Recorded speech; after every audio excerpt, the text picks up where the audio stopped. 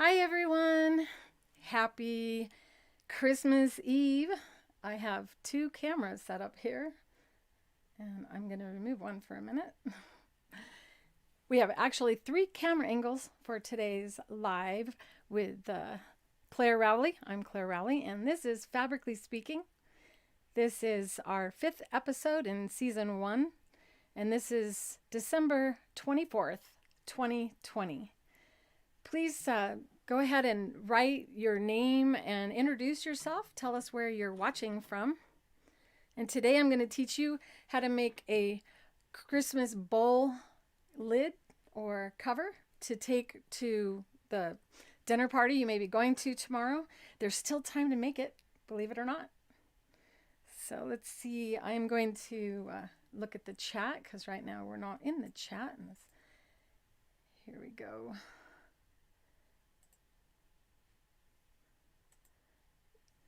It's going to be interesting to see how many of you are watching on this Christmas Eve. And with that, I'm going to start by talking about what you need in order to do this wonderful last minute gift for the host for your Christmas party. This is a fabric that I absolutely love and I've already made several items using it. I have a pillow and a Christmas stocking that is out of view right now. The fabric is just a lightweight cotton, but you can actually use any fabric you want for this, so you could really dress it up. And if you had a stretch fabric, well, that could even work as well. Normally, people show you how to make these and they just use the fabric, but I feel that if you're going to carry something that's liquid and you possibly don't have an actual lid for the bowl, that you want this to really serve as a lid.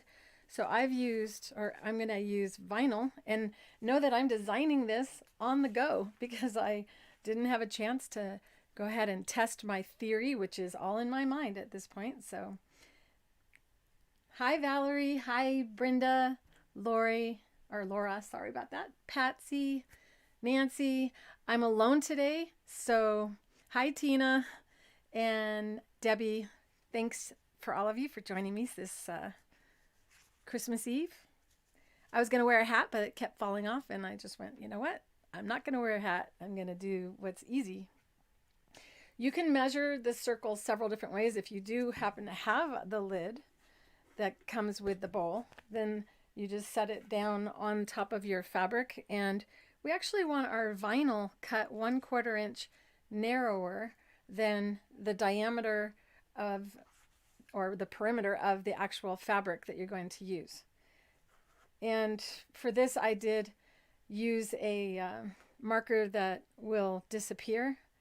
And I also was tempted, because I was cutting 2 sets, I was tempted to use a pin and pin the 2 pieces of vinyl together before cutting the circle, but that would make a hole in the vinyl, so don't do that. Make sure you use clips like the clips we have right here, and as you hold the vinyl together in 2 different locations, it keeps them together and you don't have to worry about it shifting on you while you cut your circle. And I would recommend, once you have a circle for that bowl, that you make a actual pattern out of it. You can do it using freezer paper and then lightly fuse your freezer paper to your fabric and just make lots and lots and lots of these. I'm going to make one for New Year's Eve as well, and I'm going to show you something really fun that you can do to add to these bowls or bowl covers. Last week I showed you how to make this Christmas coaster using the satin stitch and putting beads around the edge. Now if I were just to put beads around the edge of this fabric, the beads actually prevent the fabric from stretching, so it would be impossible to put the fabric or form it over the bowl. So there's a workaround around that. And what I've decided I'm going to do in front of you for the first time is I'm going to make a ruffle, and we're going to adhere the beads to the edge of the ruffle instead. The correct amount of fabric to have for the ruffle to go all the way around is 4 times the circumference, I think, actually. We're going to wing it. So this is actually if I have two pieces here, and I'm going to show you how we bring the two together to make them one piece in case you don't have a long length of fabric.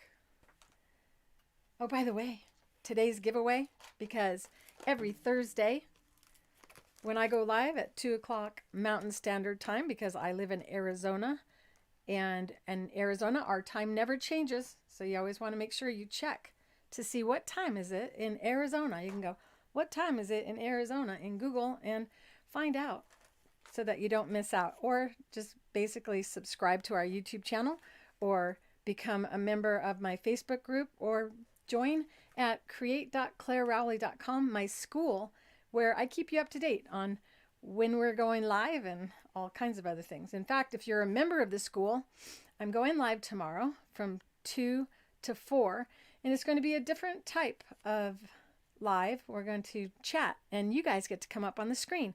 So I expect you to be wearing your ugly Christmas sweaters, maybe a little Santa hat, and I'm going to have some eggnog with you. My friend Terry's going to join us, and we're going to have all the dogs. So it's just going to be a friendly chat, a little bit different, not so stressful for me. I won't be at the sewing machine, but I'll be able to share things with you so we can still keep it sewing and be a family together. If you can't go anywhere, or you're staying home like I am, you see what's happening as I put my hands down? This table is lighting up. This is the cutter pillar, and this is the Ultra. I've grown to love it. Next to my machine is it's the right size. Hi, Clara. It's almost Claire. And all of a sudden she's gone. I didn't get to say hi in time. So, all right.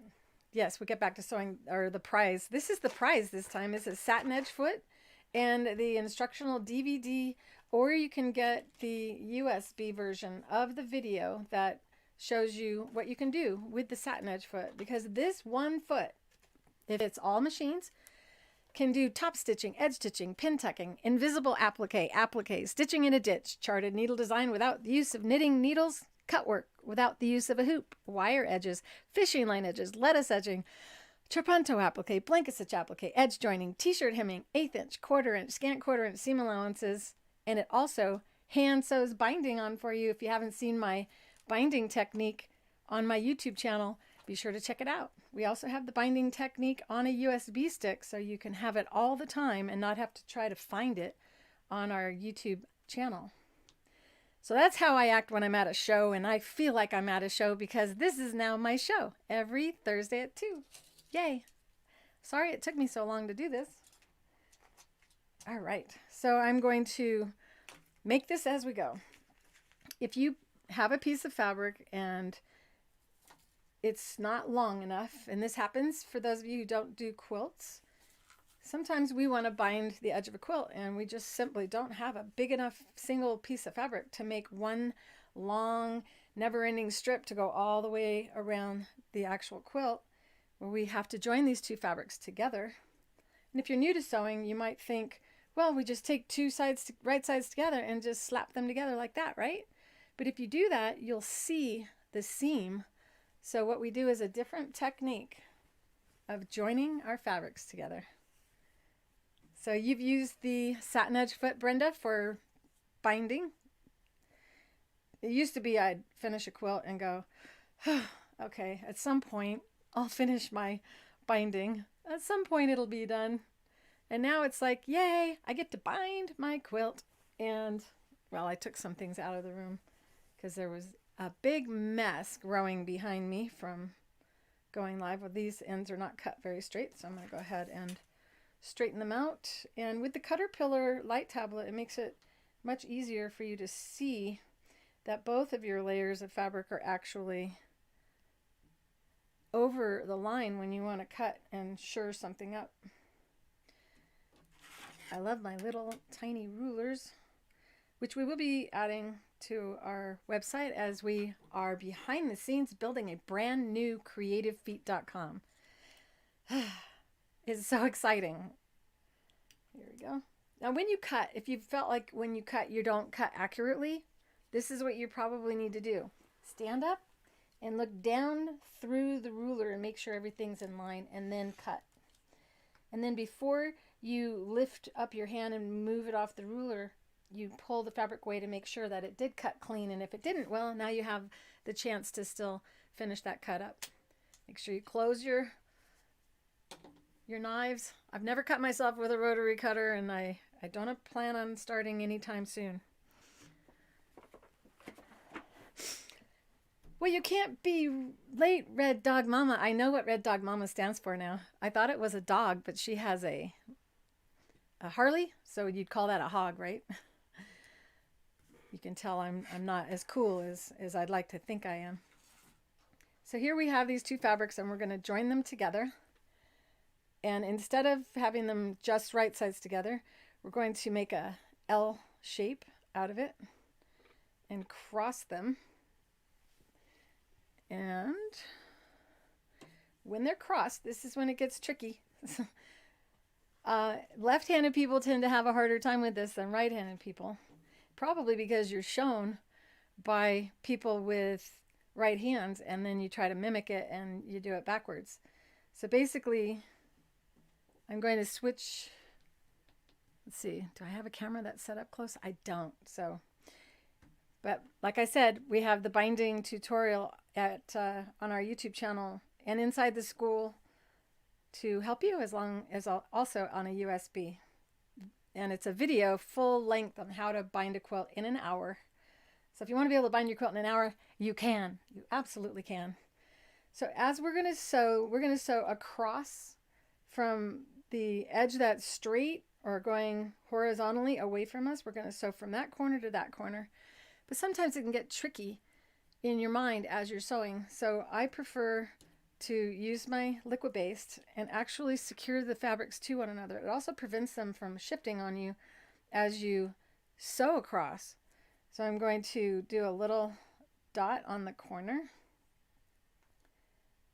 And then each dot is like a little straight pin that you don't have to use. So pin, pin, pin, pin, never pin again, yay. And then you just, whoops, slide your finger across the top. And you don't push down when you use the glue. Hi, Patsy. I'm so glad that you've enjoyed our feet. Since Clotilda, when I met Clotilda, I was in my early 20s. I met Clotilda and Nancy Zeman on the same day. And they were both very, very important people to me. They were my mentors. I was the young one, and now I'm a mentor for the younger ones coming on board. So Clotilda and Nancy both have joined the angels. Now I'm going to glue again on this edge and really small little dot, and then slide your finger across. Now that will prevent the fabrics from shifting in any direction as you sew from this corner to that corner. But that's not enough, because you'd have to eyeball that. You'd have to guide straight. And how many of you can guide straight? Are any of you raising your hand? Can you guide straight along the diagonal every time and do it perfect? So what I like to do is draw a line so that I can actually know that I'm on the line. And what we're doing is we're going from the edge of this piece that lays on top. You're going from the far left point of it to where it meets with the piece beneath it that's going horizontal. I hope I got all my horizontals statements correct. So we're going to go from that corner to that corner. And we're going to cut the fabric off afterward, but I still would like to use a marker that washes away or irons away. And this is, you can also use chalk, by the way, for this. And when you light up the light tablet, you can really see, you know what? I'm going to move my other camera, which is my cell phone. This phone's not supposed to have its mic on. There we go. Okay, so I'm going to switch to my cell phone camera so you can really see it. That is if I've entered the, there we go. All right. So see how that line, you can see the line of the fabric beneath it, and this is the one on top of it. And where they overlap, it's a perfect square. So we're going to sew from that point to that point. And that's what I'm going to do. Use the ruler and go from that corner to that corner and draw the line, which I can't do with the cell phone camera up like this. So I'm going to slowly move this over so I don't make you dizzy. And remove that one from the feed. I'm getting better at this live stuff. All right.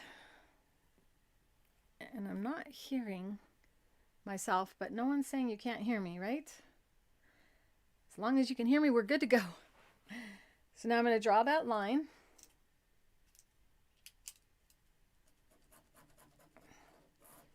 Make sure you can really see it.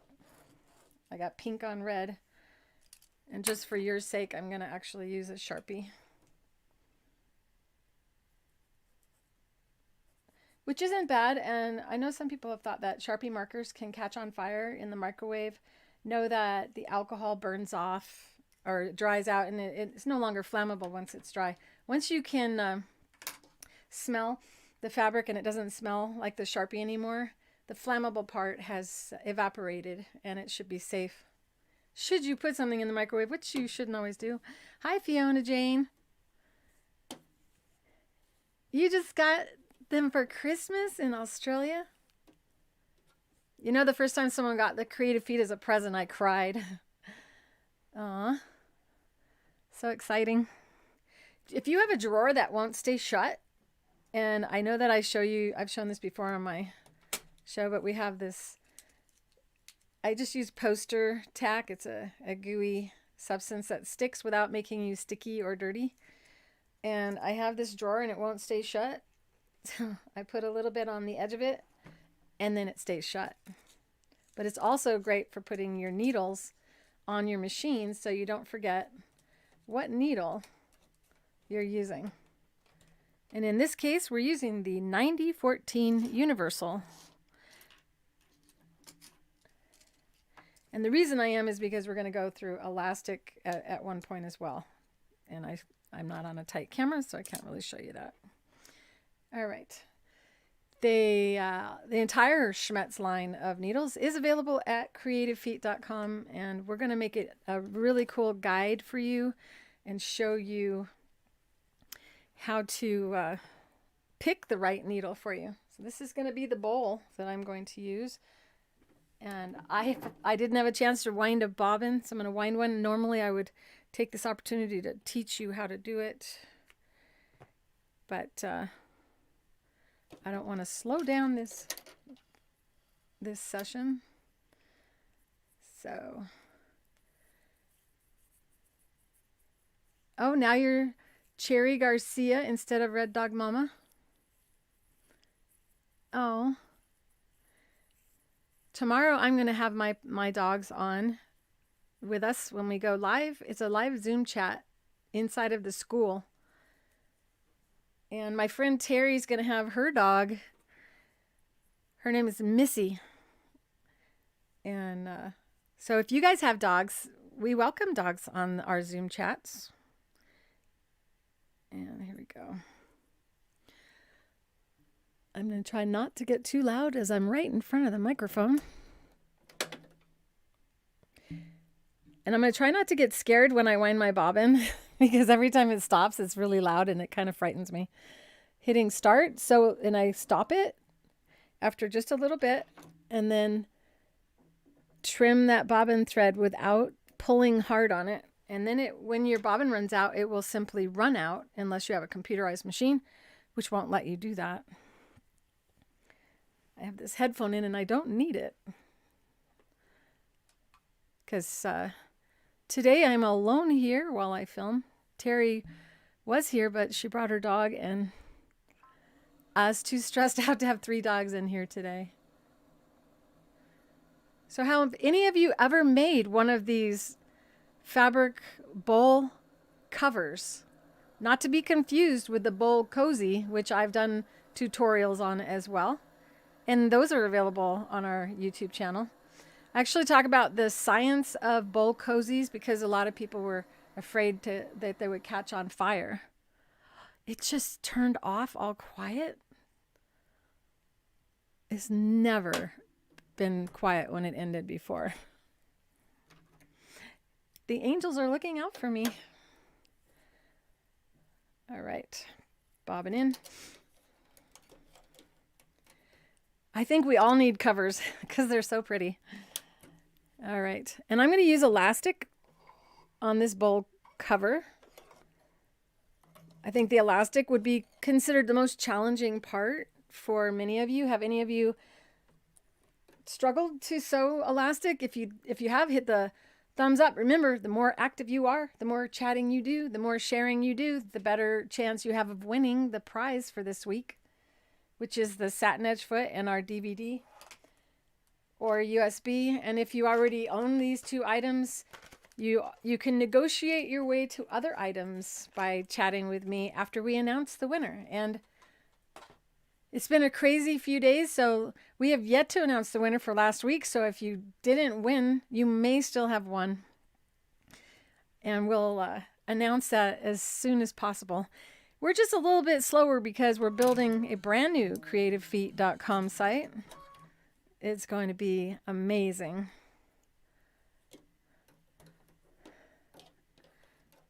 Okay, so the first thing we're going to do is sew this fabric across that line, and I'm going to switch to a camera that you can see better on.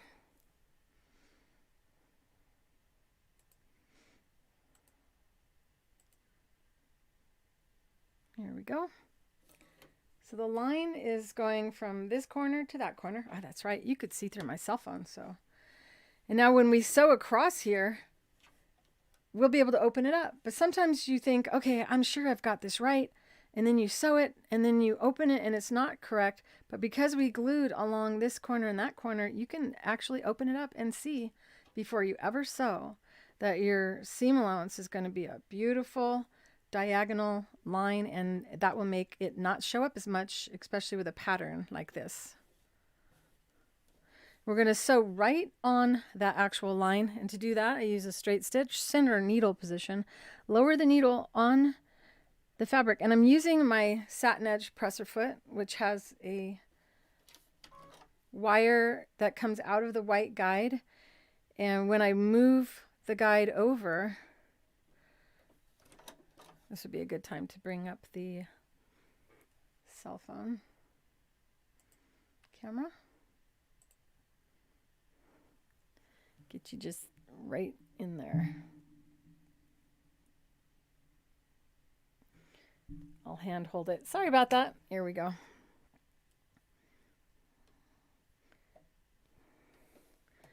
So my needle is down and I have the needle on the actual line.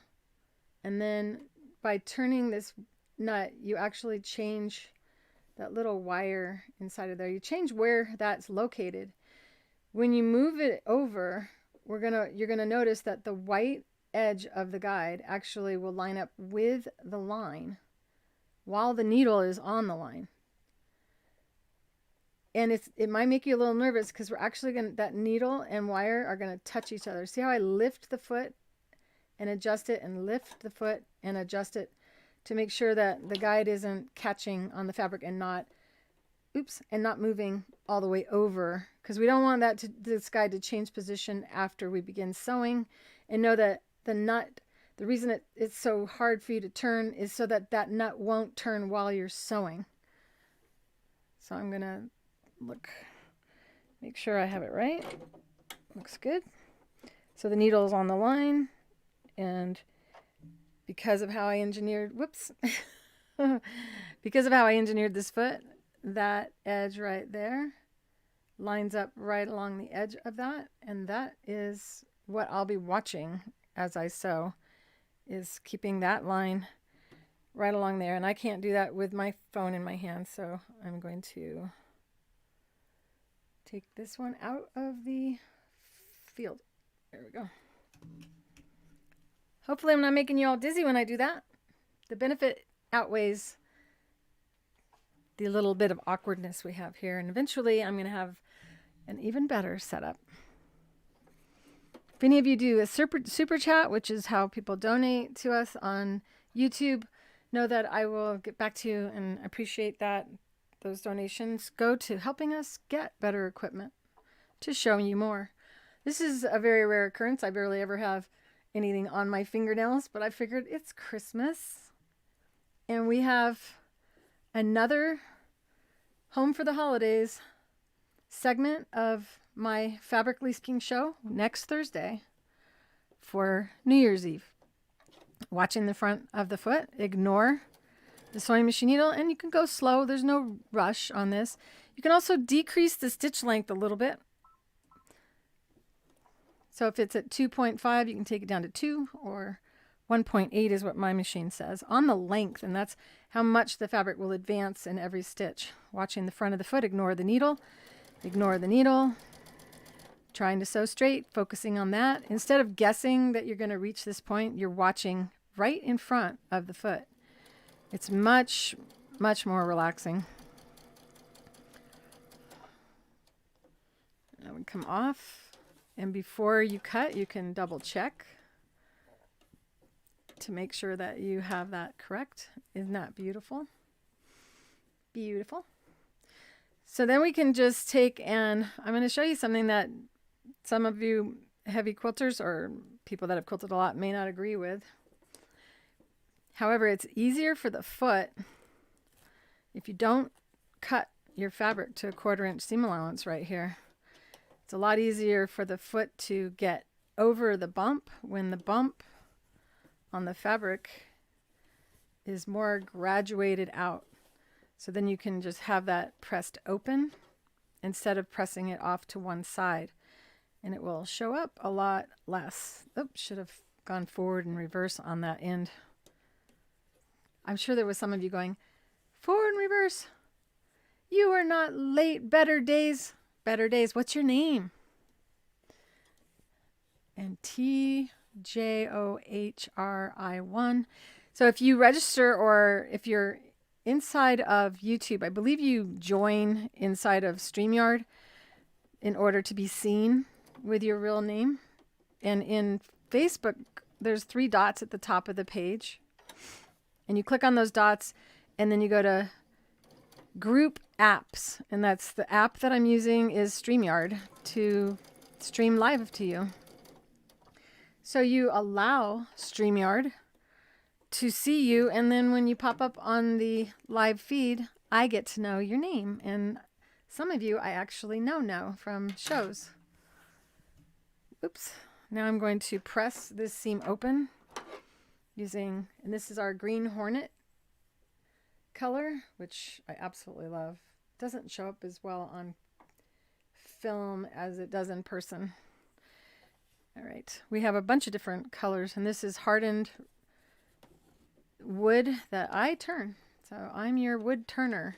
There we go. And that presses it flat, and then this is the setting the seam part. So you flip it over, and that makes the fabric rest on both sides, giving you a flatter press. And I've done that without ever needing to go to the iron, but my iron is ready in case I need it. And if I want to make it more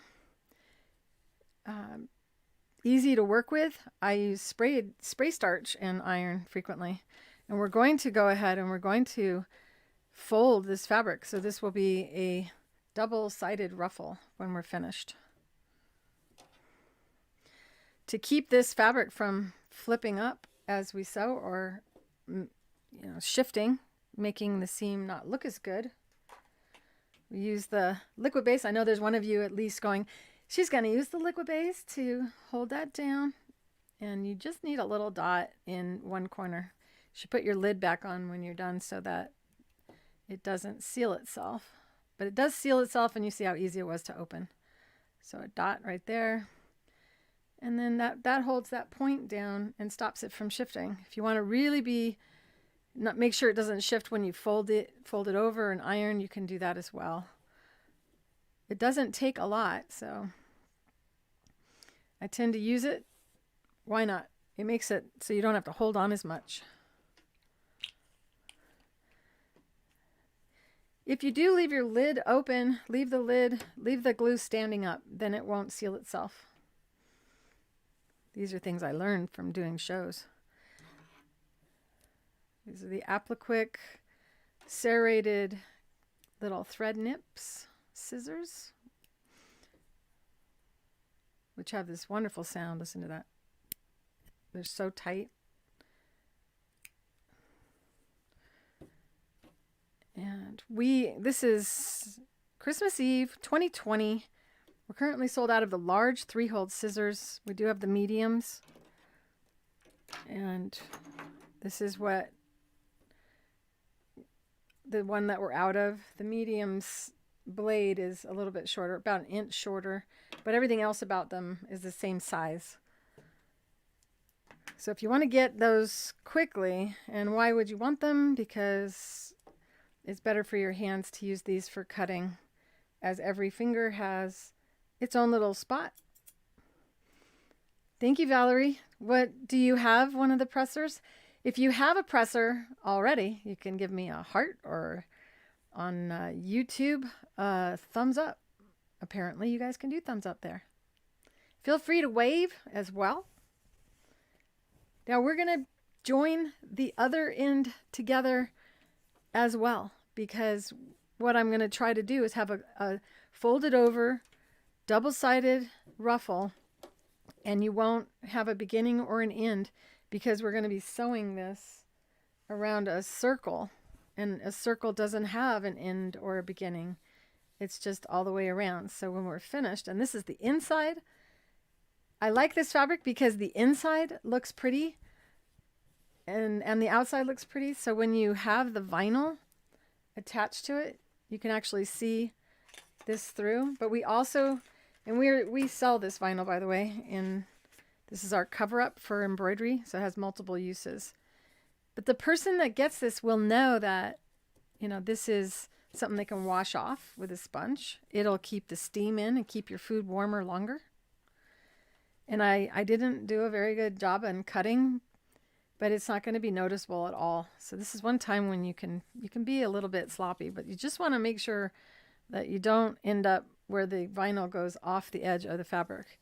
If it is lined up like that, because my cutting was so poor, I'm going to spin this around and see if I can find a way to have it not go off the edge anywhere.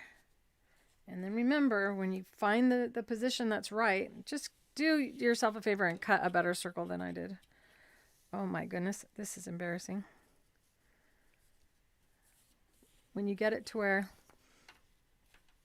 you have about a 1/4 inch overlap. Remember, this is a design I'm designing as we go. So don't pin, because you'll poke holes through the vinyl, making it no longer watertight. And you'll just clip it. So I'll have this ready before I sew the ruffle. And I'm just thinking I should do that for some reason, so we'll see. One more time to get the other ends together, and this time you got to really be careful, because if you have it twisted and you don't have, it got twisted as you were handling it, well, no matter how good you do this part, it's going to be wrong. So I'm taking and making sure I have where the fold is and bringing it together, making sure the right sides are maintained together.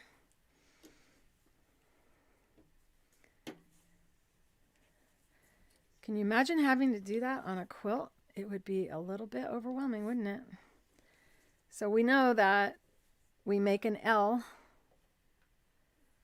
The top fabric always comes down toward you. And this is if you use my method.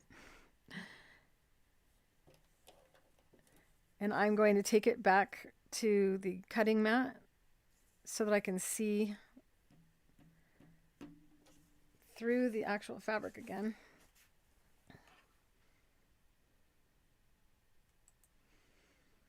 Are you guys ready for Christmas? Do you have all your gifts ready? And how many of you actually made your presents? I love making my presents. I was going to make Terry something special, but she surprised me with a gift card and we went shopping. And so instead of making her something, she bought me stuff when we went shopping and I bought her stuff when we went shopping, and we went out to dinner. It was very nice because we're not locked down here. I feel for any of you that are located in areas where you're not allowed to go eat dinner.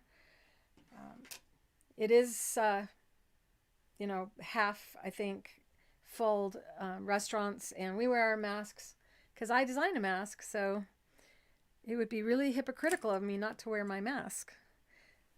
So what's the steps? Can you go through the steps with me? The first thing you do is you cross the fabrics. Then you're going to grab the point where they both meet. My light went off. Did I unplug it? There we go. So this way you can see, and you can see that you're straight on this top fabric. And line it up so that it's what I just did was dangerous. I just pulled this off. But I got to make sure that I didn't twist it. I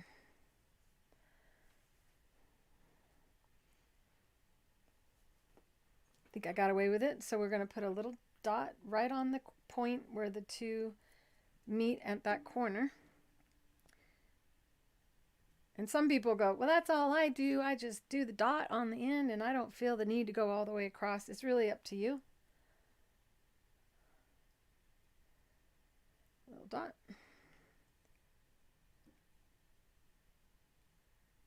Remember, don't push down. It's very light. I'm like patting a brand new baby, feeling not a naughty baby. Okay. When all you can hear is your own voice, you can get a little bit wacky.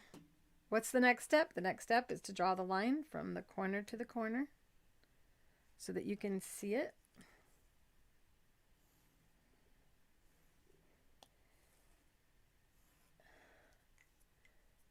And we're 20 minutes into our show, which I'm trying to see if I can keep it at an hour, which is my goal every week.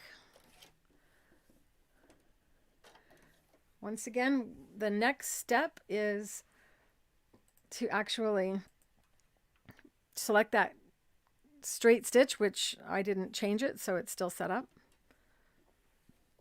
Lower the needle into the fabric and then move the wire over to the needle, which is still set up, so I don't have to do it again.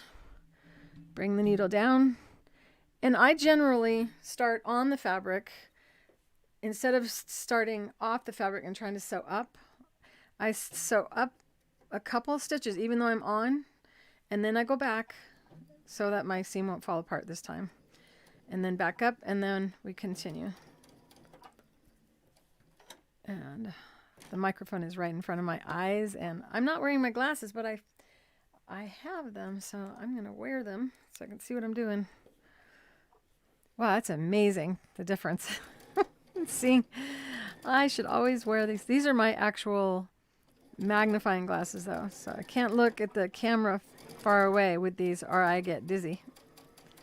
And you can see here that I'm double checking to make sure that that's my corner. Mostly because I can't see the marker. Go off and come back on again. And then instead of coming off and then cutting your thread, I always cut my thread when it's in. That way it doesn't untie itself. It's not as important to reverse when you cut a 1/4 inch and you fold both fabrics over, but because I'm going to spread them apart, it makes a more vulnerable seam when it gets stretched. And isn't that perfect? So pretty. And then open this up. And once again, we press open. One of the reasons I like using the presser versus the iron to start is that it doesn't spread your fibers out. And iron, because of the moisture generated from it, can actually cause your fabric to stretch while you're ironing, if you didn't know that.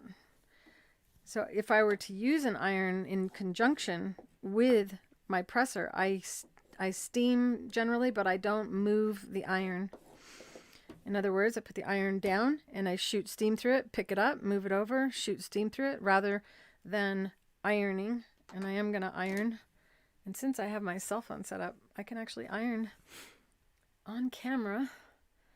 I'll get it set up before you guys look. Let's see if I can do this. I may give up.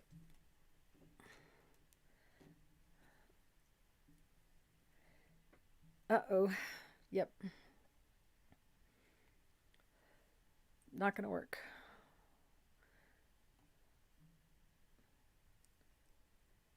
Okay, so I gave up on that. You don't need to see me iron, do you? You guys know how to iron. I feel like my specialty is actually the sewing part, right?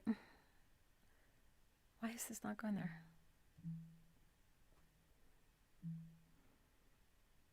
Well, I messed up that, so I'm just going to stop doing that. And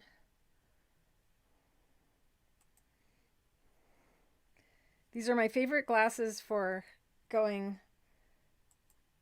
sewing, which are the magnifying glasses. But I feel my age when I wear them, and I can look up at you and now look down through them. And it's good to do that rather than tip your head down, because tipping your head down cuts off the blood supply to your memory center of your brain, and it affects your short-term memory. So we always want to keep our chin up and look down with our eyes through something. Do I age wearing these? Hi, Dawn. You saw me at the Sewing Expo in Chantilly, Virginia? I have been there, yes. And when I went to Chantilly, there was a whole group of people that lived there, and they were like, they came up and they sang Chantilly lace, what a pretty face. It was so cute. They were all having so much fun. We always have fun at my booth. If you've ever seen the painted sewing machine, then yes, that was me. My sister Kathy used to do shows for me. And then she became a karaoke DJ, and she has, I don't know how many grandkids now, but she's busy. And I did love Chantilly, Virginia. In fact, that was one state I thought I could live in besides where I live now, which is Arizona. Of the eastern states, that was my favorite one. I shouldn't say that. I love all of your states. Let's see if I can't get back where I was.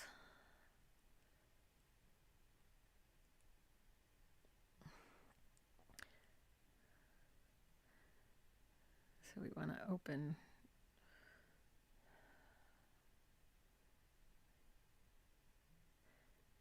I think I'm going to be back in with my cell phone here. Sorry, I try not to make you wait while I fiddle around.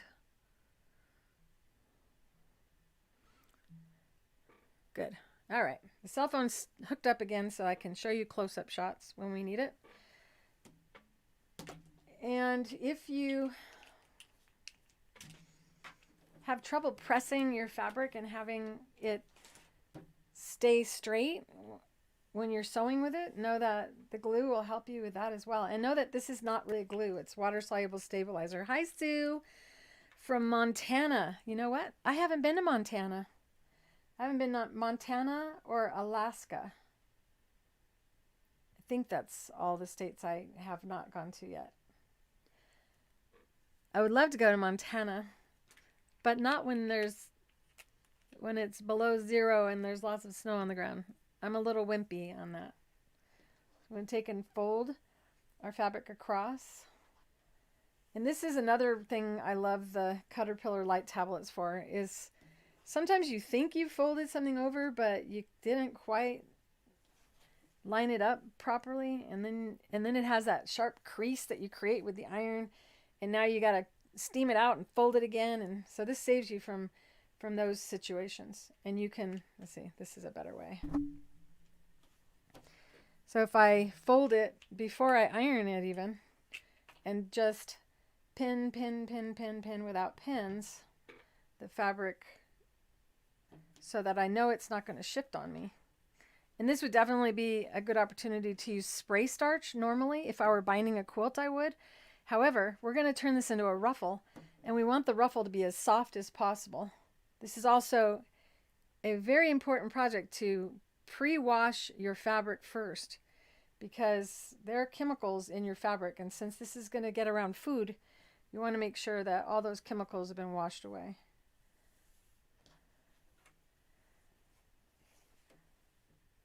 How old is your granddaughter, Brenda? Here we go. I'm going to be doing a questions and answers segment at the end of every Fabrically Speaking, unless I change my mind at some point. So if you have questions, start thinking about them. And then when I say, okay, it's time for questions and answers, then you can be ready to enter that into the chat so that I don't miss out on answering you before we end our live session for today. And people are starting to ask me questions, like challenge me things. So if you have something that you couldn't do and you want me to do it, I'm going to add that to our session, but not this week. And the first thing I'm going to do is minky binding on a minky blanket and show you that you can do it all by machine, no hand sewing. 5 years old. Oh, that's so sweet. Are you making dresses for her?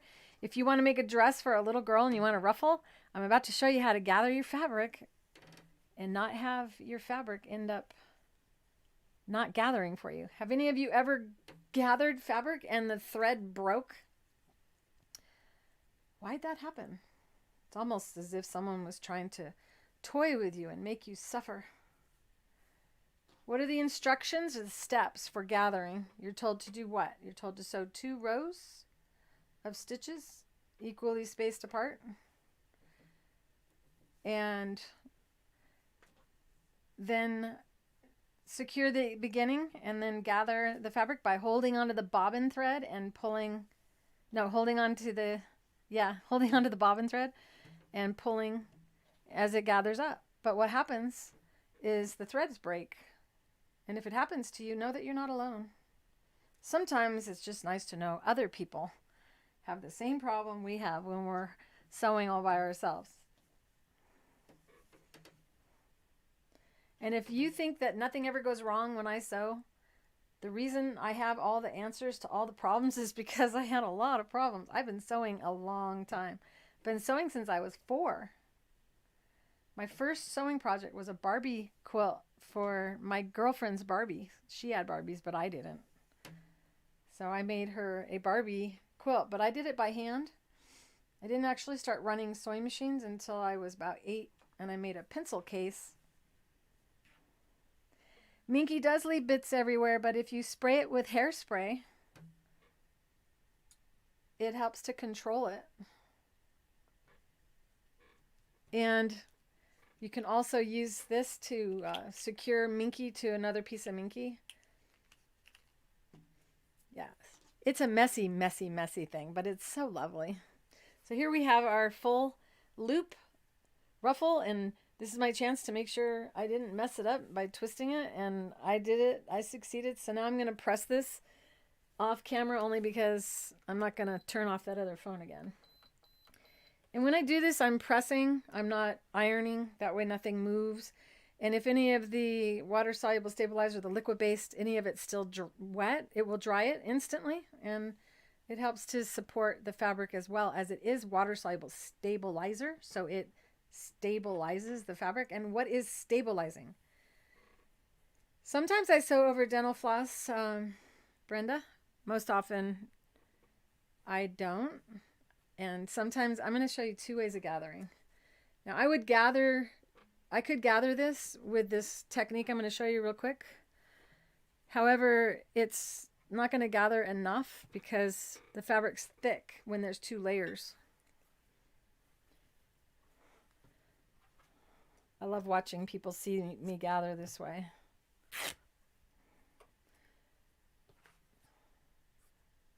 All right, the iron is almost hot. I gotta make sure I don't iron my earbuds or my mouse for my computer. So here we have a piece of fabric and we're going to gather it up. And this gathering technique is done with the pearls and piping foot. It is one of the techniques on my DVD or video of the Creative Feet techniques. And this is called automatic gathering. I have a lot of different gathering techniques. There isn't a fabric you can't gather. And that, well, maybe rawhide, but denim, you can gather denim. So I'm going to sew, I think I'll show you this with the cell phone. 1 second, let me press this real quick. So we have a nice clean press on this.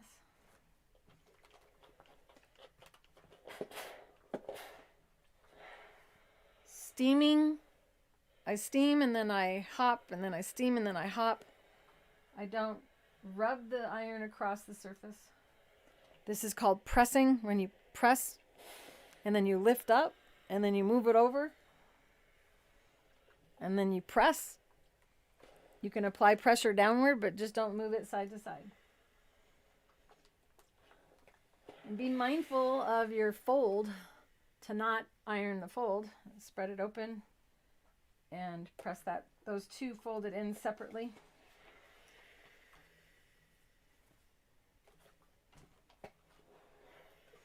And now I have this beautiful crisp fold, and we're going to sew pearls onto the end of that. So it still has the same kind of theme as these beaded coasters that I taught last week. So if you missed last week's Fabrically Speaking, it is on my YouTube channel. Be sure to join and subscribe my channel. And if you haven't hit the like button, the more you hit the like button, the better I end up doing, as the YouTube algorithm will then share my video more, and then I can do more for you. But before I show you that, I'm going to show you this really cool technique. I'll show you how to handle a lighter weight fabric. If any of you have to sew tutus or gather up wedding veils or any sheer fabric, you're going to absolutely love this technique. And let's see if I can do it with my cell phone camera. Yeah, because it might have a better angle. And if I can, just trying to figure out how to do this where you can see the most. I can't really zoom in, which is making this not as fun. Look at the mess. You can see all this stuff over here. The stuff that's out of view on the other camera angles. And I have a bunch of messy things in front of me. Straight stitch. Thread tension. It's going to sound weird. 9. Take your thread tension all the way to 9. If I had a regular dial on the machine, some of you have your tension on the top. Some of you have it in your computer setting, and you may not even know you can change your tension. If you have a computer machine, you can. Increasing your stitch length now all the way to the maximum length. And length is the one that moves the fabric forward, not the one that swings left and right. And we are using a straight stitch. So there is no zigzag width on a straight stitch. That's simply needle position.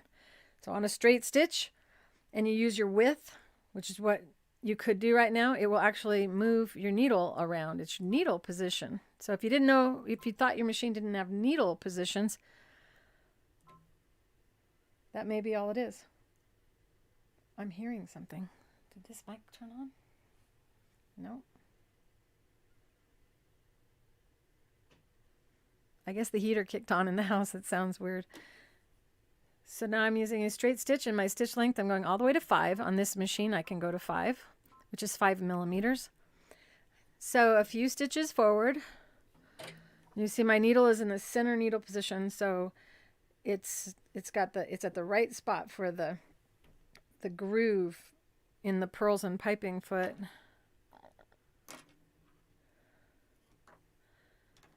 And this is the pearls and piping foot right here. Can you focus on that camera? Ah, there we go. So it has this little groove on the bottom. And that groove is actually not a U, it's an A shape. So when we sew a few stitches forward, 4 stitches back, with the needle in the center, it draws the fabric up to the center of that. And then you can let go. You're not at all causing the fabric to gather. And that's why I call it automatic gathering. And you can zoom all the way from one end to the other. Our feet tend to sew straighter than any other foot as well, which is why I didn't have to hold on to that. I would normally cradle the fabric and guide it if it was a long piece. Now, if I take this and just cut my thread, I won't have any adjustable, any length to adjust the ruffle. So pull out a length of thread. And if you cut your needle thread shorter than your bobbin thread, you'll know which thread to hold onto as you ease and adjust these gathers. So easing is adjusting something equally between 2 points. If you didn't know what easing was, easing is in essence gathering your fabric. And now I'm going to use a different technique on this because 2 layers of fabric, it may not be able to actually draw up that without the thread breaking when we go to ease it out. And since this is significantly bigger than that circle, I definitely need to gather this, which is also known as easing. But it will be easier if I first sew the purls to the edge of that ruffle. And do I want purls or do I want something else? I don't know. I'm all ready to sew purls. Let's make sure I have enough. I don't have that much left of this one. I have plenty. Okay, so I'm going to sew purls on the edge of this. Take and place those beads beneath the foot. It doesn't really matter where I start because it's a circle. And we're basically placing the foot so that the side of the foot is on the piping and the beads will be off the edge. And you don't have to hold on to these purls at all. So they're actually called purls. Beads have holes in the middle. I'm just going to get those out of the way so they aren't bothering me. Choose a zigzag stitch wider than the bead, and you add about at least a millimeter width. These beads are 2.5 millimeter wide. It tells you on the package when you buy it how wide it is. Go at least 1 millimeter wider than the bead is in diameter. And I'm going to go all the way to 5 millimeters wide. Because why not? We can swing out in outer space without having the machine jam because of the design of the foot. Now, for those of you who have a oscillating hook, which usually you put your bobbin into a case and then you open up a door and you insert your bobbin from the front, you have an oscillating hook. The hook swings back and forth. Unless you have a Viking Husqvarna, then they have a floating hook, rotary hook machine. I'm getting too technical. But before I begin sewing, I want to make sure that the width of the stitch is right. Sorry. I can't get to my hand wheel. I think I can see. I can tell that my bead's getting too close to, the needle will come down too close to the bead. So I'm going to take the foot off and drop the foot off the machine, paying attention to which side this little washer is on the foot, and then slide it over. So to help you see that better, there is a washer on this bar. And before it was on the right side, and that moves the beads over to the left. So I move it to the left, it moves the beads over to the right. So whichever way you need the clearance, and I may have said that backwards.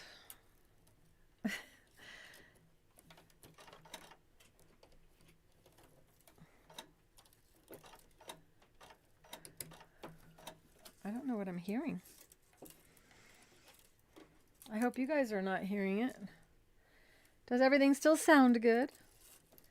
Oh, okay, so if you want to gather, the stitch length is your longest setting. Your tension is the tightest setting. So longest length, tightest tension. So a few stitches forward, a few stitches back.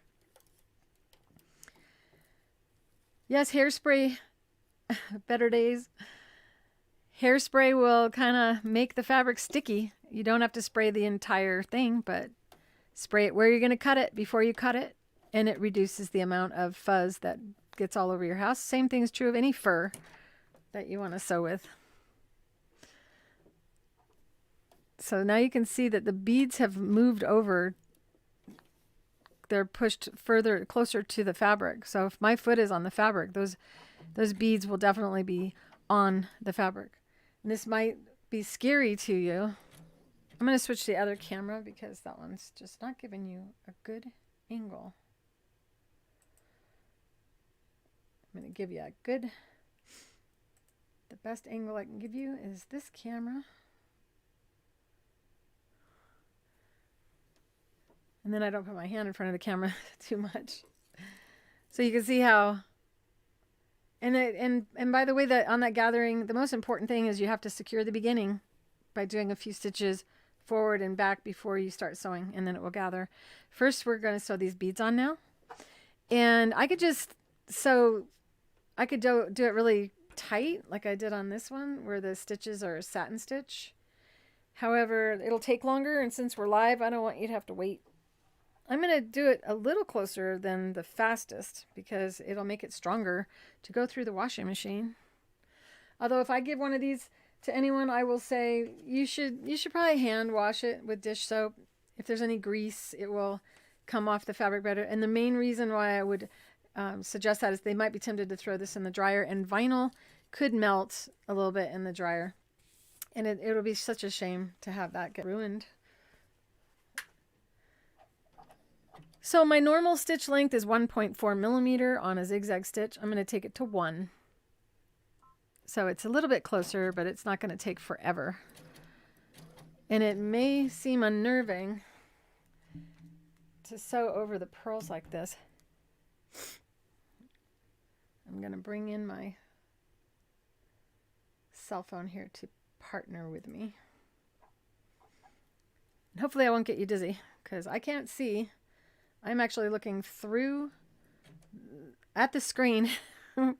I can't see it on my machine at all. I'm going to try not to move too much. So see how close that needle gets to the pearls? It's trying to figure out what to focus on. There we go. And I don't know where my pearls are going. They're wrapped around my sewing machine. So the most important thing is that those beads, the excess, aren't stuck on something. I'll make sure that they're free to feed. This is actually making me a little nauseous. I don't know if I can do it without watching the actual machine. Do not watch the needle, even though it's swinging and going, look at me, look at me.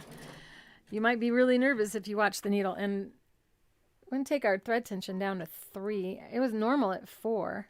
So if it's normal at 4 and you go to 3, you're reducing your thread tension by 1 full tension setting.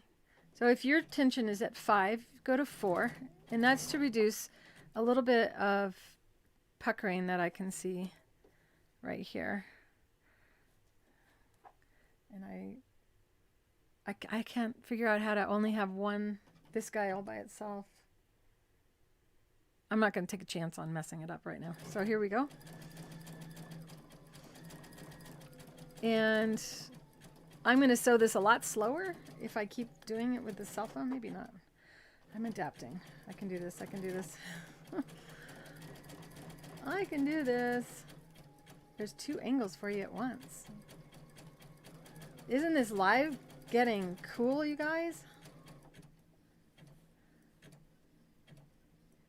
See how close that needle is getting to the left side of the pearl? You might feel nervous, but remember, the foot is doing the guiding up inside here. So it's lining it up. And not only is it guiding in front of the needle area, but also in the back. And it's not a U-shaped tunnel. So if you've ever tried sewing pearls on and had trouble with a regular machine, it was because it wasn't my foot. It was a copycat. I designed this foot for a woman who couldn't open her hand up. She only had about that much range of motion. So she could stick her finger like that, but she couldn't hold the beads, and all she had was 1 finger to guide. And that is what I can recommend you do, is I call it 1 finger guiding.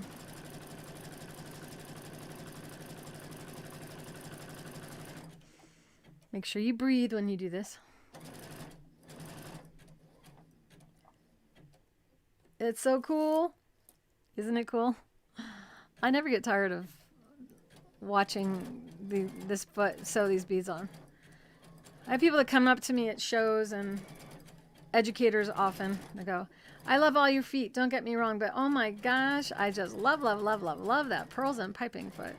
It also sews zippers on like you wouldn't believe.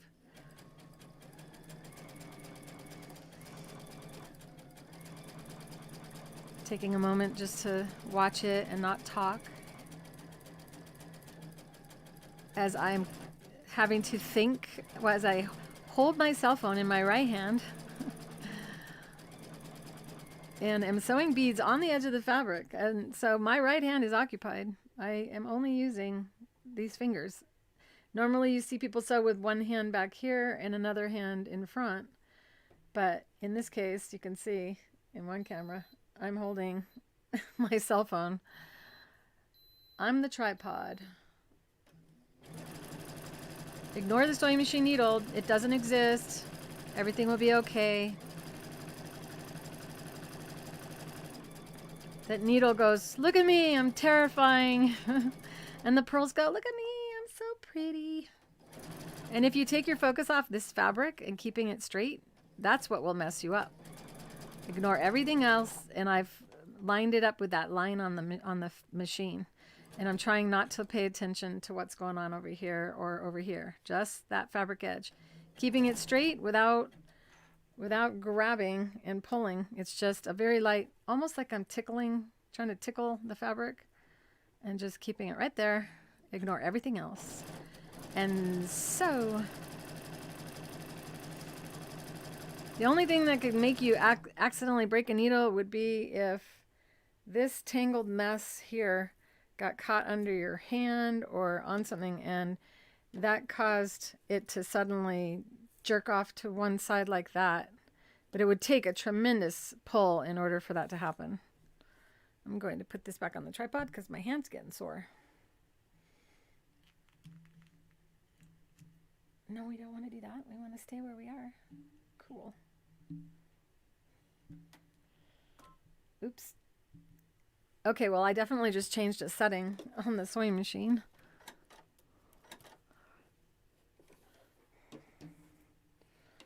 I'm almost worse now that I'm not, or now that I'm holding on. Oh, that would be a problem. It was the width I changed. Oh, and you guys want to see a little bit? See how cool that looks?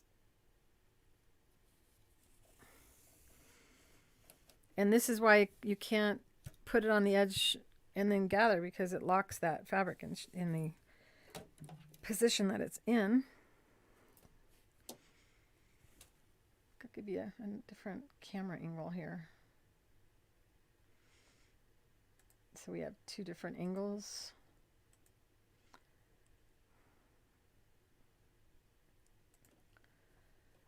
There, now I'm sewing and I'm talking to you. Do you guys like the split screen more, or do you like the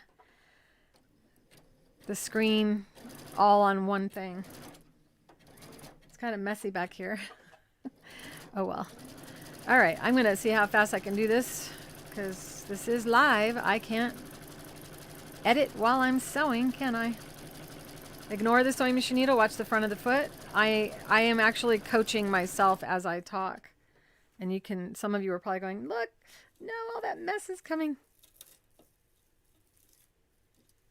I'm making you sleepy. I make people sleepy. If people talk to me on the phone at night, they generally fall asleep. I can't watch my own videos. Like, the reason, to be honest with you, the reason I didn't give away the prize yet last time is because I fell asleep every time I tried to watch the video. I was actually going to see what I needed to remember, because I promised things. I promised stuff when I go live, and then I'm like, I gotta make sure whatever I promised I do. And it took me like 4 times watching last week's episode to get all the way through it without falling asleep. So I put myself to sleep as well. Hi Pearl, you like the split screen? Thank you for your feedback. Anybody else? It's a beautiful day here in Arizona. It was cloudy. I'm hoping we get some snow soon. We do get snow where I live. I live in Prescott area and it's mile high in Arizona.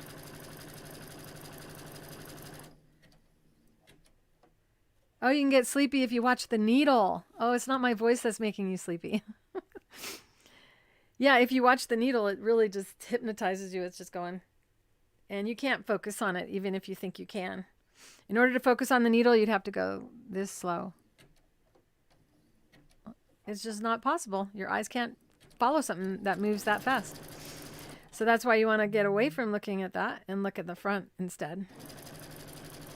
And you can see in this in this camera, my position is my elbow is locked on the table like that, and I am holding the fabric, but not holding it. I'm actually letting it go into this little gap, like making a circle out of my fingers, so that it is really doing the guiding. And this hand really doesn't even need to be involved. I can just sit like this and watch TV behind the sewing machine if I wanted to. But you got to pay attention to these. That's your biggest challenge. Make sure they don't get stuck somewhere.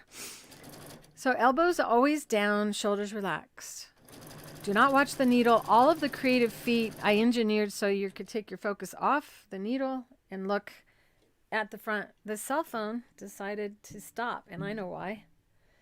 Because I had headphones hooked into it, so the battery went dead. That's okay. We have another camera angle. I'm almost done. I only have about 12 inches left of this. So elbows down. So even this elbow is just resting. Everything, try to talk to yourself before you sew. Tension is usually involved in sitting in this position and hunching over your sewing machine. When you hunch over your machine, you compress the vertebrae in your neck, and it really causes pain in your neck. If your neck isn't hurting, if your elbows are up, you pinch the muscles between your shoulder blades, and that causes muscle spasms. And yet you still want to sew. Cloudy and 59 degrees in Phoenix. Wow. So it's probably like 34 degrees outside my door. And it's 3 in the afternoon. This is the hottest it gets, and now it'll start getting colder. You've never embellished anything, Valerie. So now I'm back in I don't need to do this, but it's a habit. It's something that people do. They put their hand behind there, but mostly I'm feeling the beads because I like how they feel on the fabric. I don't need to be there. As you saw before, I wasn't doing that. I just had one finger guiding, and I have a little loop that I create with my hand to keep it guiding straight. Elbows down, shoulders relaxed. Coming up on the end, and this is when I'm going to switch to the other camera so you can see better. At some point, I'll try to hook up the cell phone again, but right now it's on 0 battery. So it won't let me even use it as a camera. Cut off the threads I should have cut off to begin with. Both the needle and the bobbin thread. I think we're going to go past an hour. I think we already did go past an hour. Well, hopefully the rest will go quicker. I'm going to cut this bead off. But I'm not cutting the beads that overlap yet. Not until we get up on it. And then I have my scissors ready. If you have a stylus that you can use, that works as well. So you're just kind of keeping them straight, not holding them, but just making sure that they are going in straight. And sometimes it'll take one more bead in there, and if you cut it too soon, then you'll have a gap. No one's going to see that gap though on this one for sure. And then you can also lower the needle, lift, and then cut from beneath. But you can't have one bead right next to another bead either. You've got to have it, you got to have the space needed to tie that off. I probably have one too many beads, and I can tell I do because this bead is bending. It's not wanting to feed in there. But we are not going to cut it yet. And I go slow on this. Now I shorten my stitch length down to the shortest I got, which is 0. So in place. Lift up, hop one bead back. Do that again. And now I'm going to hop back again, and then I'm going to go to this next bead. So I am the feed dogs. It sounded like something I had heard in a song before. I am the feed dogs. Now I can use a knot stitch to tie that knot. If you don't have a knot stitch, which is basically your sewing machine sews in the same spot, you can take your machine and go to a 0 stitch length on the straight stitch and just tie off a knot there.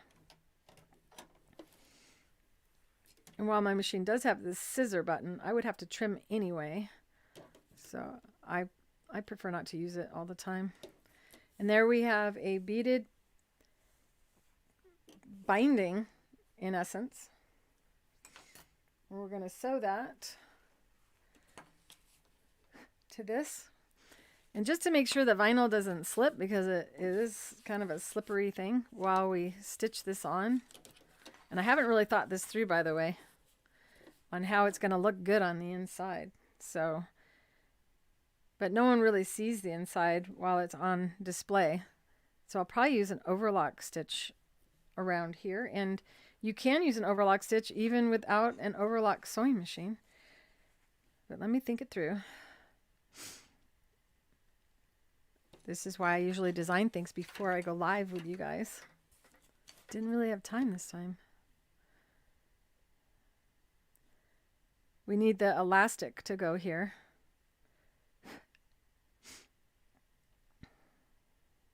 Can some of you help me? I wish you guys could talk right now. So we're going to go right sides together.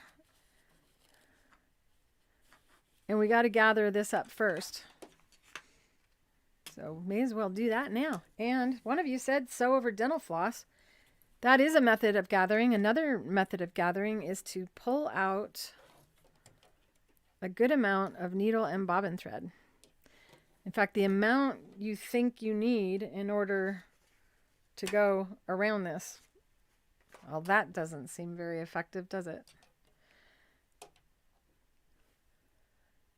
I want to show you every gathering technique I have, but not all of them are appropriate for this. So, and since I don't have any dental floss handy, do I? I might.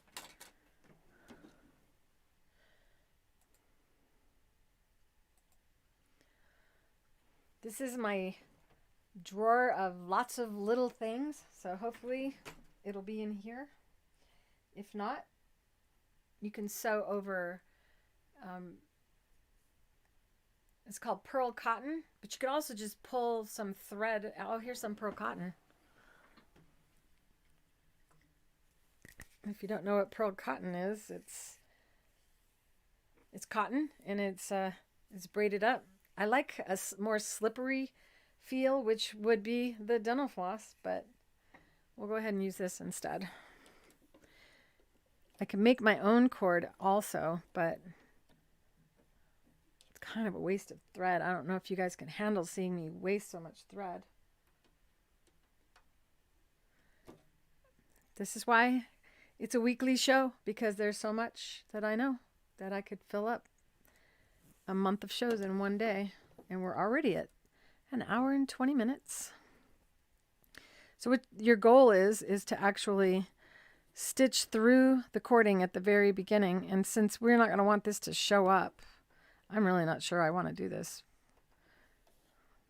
particular technique. I'm going to waste thread because I want it to match. So this is what I do. I pull out a long length of bobbin and needle thread, and now I'm going to fold it in half. And I'm still like looking at that circumference and going, is that enough? That might be enough. Oh, you need to see this up close. Are you ready to be amazed? If I were at a show, you guys would be like, what is she doing? Okay, so I have 4 threads, and they're really long. And I'm going to take them and place them beneath the pearls and piping foot. If you're into garment sewing and there are times when you want to make a belt loop on a dress and you can't get the exact color that you want, it's important you grab the needle and bobbin thread before you begin and join it with the threads that I have, and they're beneath the foot. And because the tunnel is shaped like an A, we just lift straight up. And even if your hand's off to the side, it locks it in place underneath the needle. And I'm just using a zigzag stitch. You're the feed dogs, because there's no fabric to connect with the feed dogs. My foot control got away from me. So as I'm sewing, I'm just moving the threads. And it braids them together and creates kind of a pearl cotton. The slower you move your hands, the tighter that braid ends up looking. Hands up. Doesn't really take that long. Gathering it up, moving it. Remember, the feed dogs are irrelevant when there's no fabric. Instant matching, coordinating fabric or trim. And you can actually leave it connected now.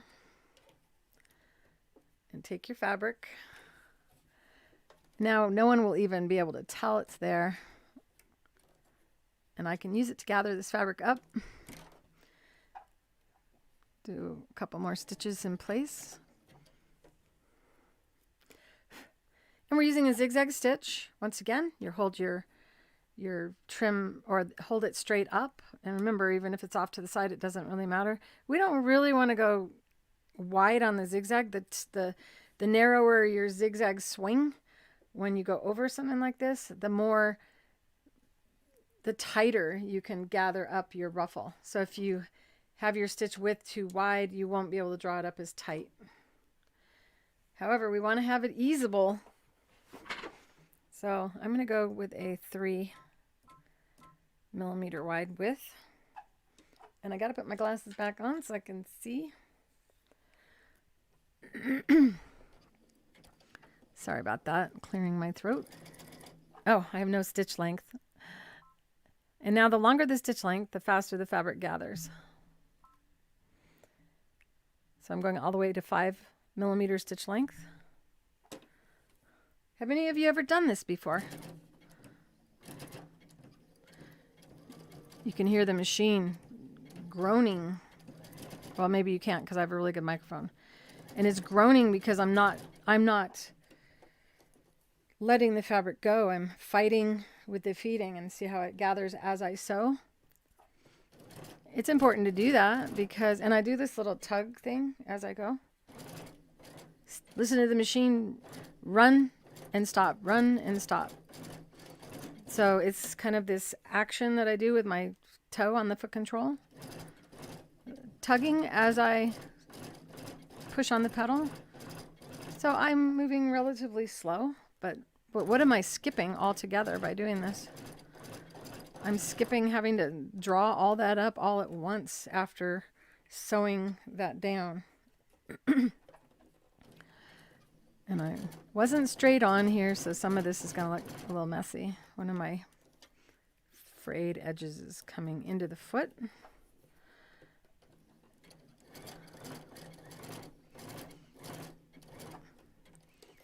Get that ruffle out of my way. Isn't that amazing?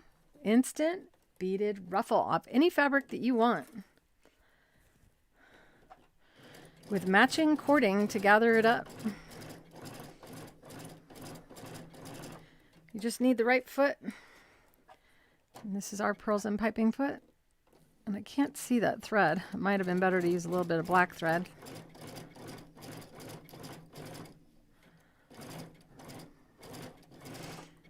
And the idea is that you don't want to actually stitch on, you don't want to stitch this through this because it'll lock it in that spot. We want to be able to ease this out so that we can position it all the way around the circle that we have cut to make our bowl cover. Welcome to the feed if you're just joining us. My name is Clare Rowley. I'm the inventor of the Creative Feet. This is one of my feet, Pearls and Piping. And this is a technique that I created, is one of the 88 techniques that you can get in my Creative Feet technical guide and workbook and video that work together like a cookbook. So you don't have to learn all this. You just follow the directions when you use that technique and then let it fall out of your head. And when you need to do it again, you just bring out the book and the video again. It works in conjunction with the YouTube channel. I wouldn't say that YouTube will ever replace the need for my techniques book and video. So now I've come back to where I began, and I want to tie the thread that is coming from the sewing machine into, make a secure knot. But I don't want to secure this to the fabric.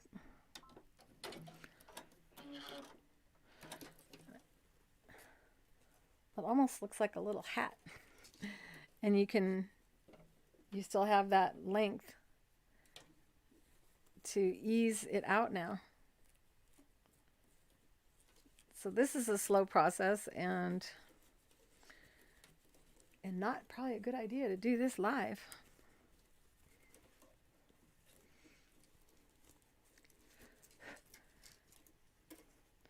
And the reason I wasn't completely ready is because we're building a brand new creativefeet.com, and I was working on images and new things for that site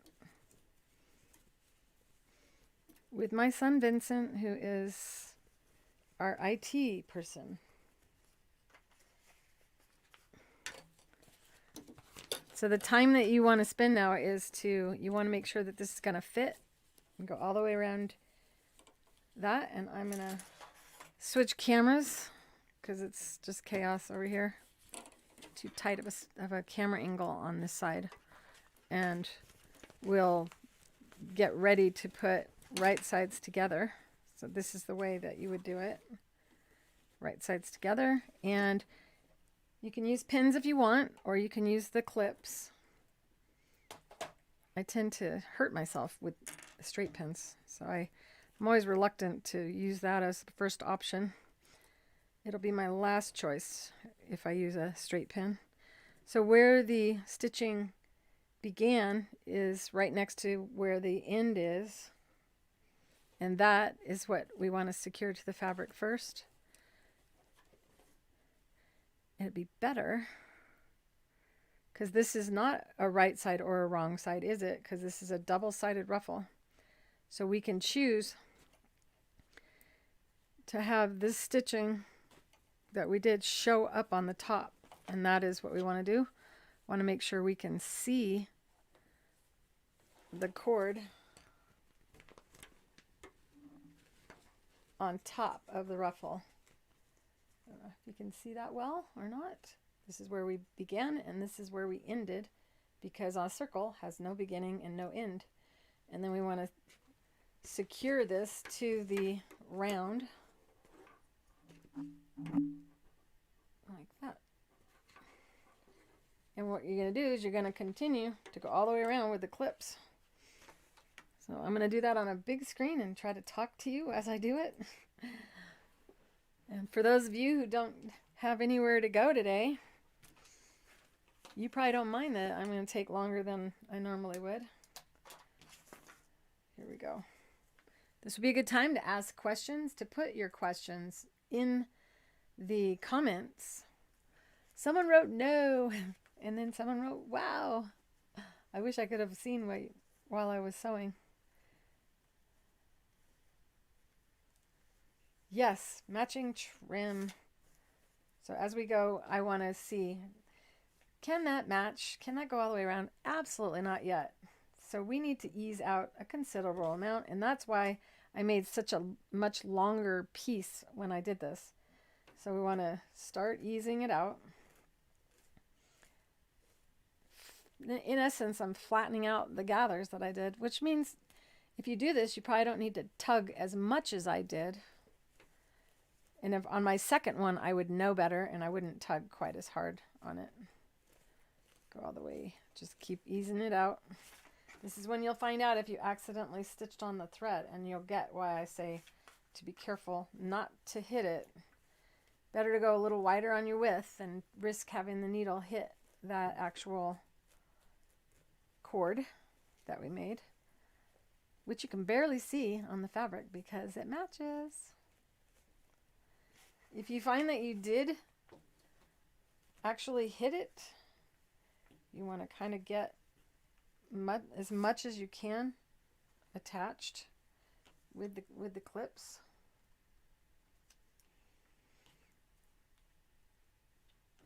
There you go. Make sure you're grabbing the vinyl at the same time. For those of you who came up after, you may not came up after. That's what I say at a show. For those of you who walked up after I started, but we're live on screen. For those of you who came into the feed late or after I began, there is vinyl on this side, and this is going to make this a waterproof bowl top or bowl cover. And we want to have it nicely positioned, and you could use the basting glue, and whenever I can, well, I certainly do. But I think I want a little bit more gather right here, so I'm going to bring more of the fabric over. I'm probably not going to glue yet. This is designing as you go. You get to watch me design something for the first time. Gotta bring some of it over. I hope I didn't stitch through it. There we go. So what is the difference between a ruffle and a gather? Write the answer in the comments. Come on, you guys, be brave.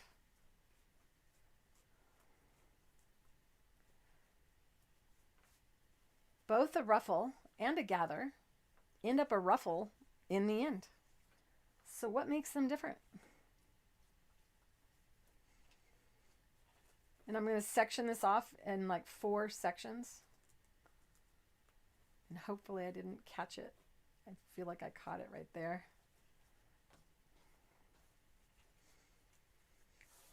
A gather and a ruffle are both gathered up, but one is adjustable and the other one is not. And that's the difference between a ruffler and a gathering foot.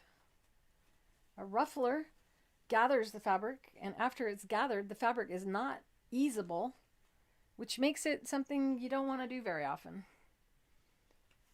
Better to gather a ruffle so that you can ease it in. This is the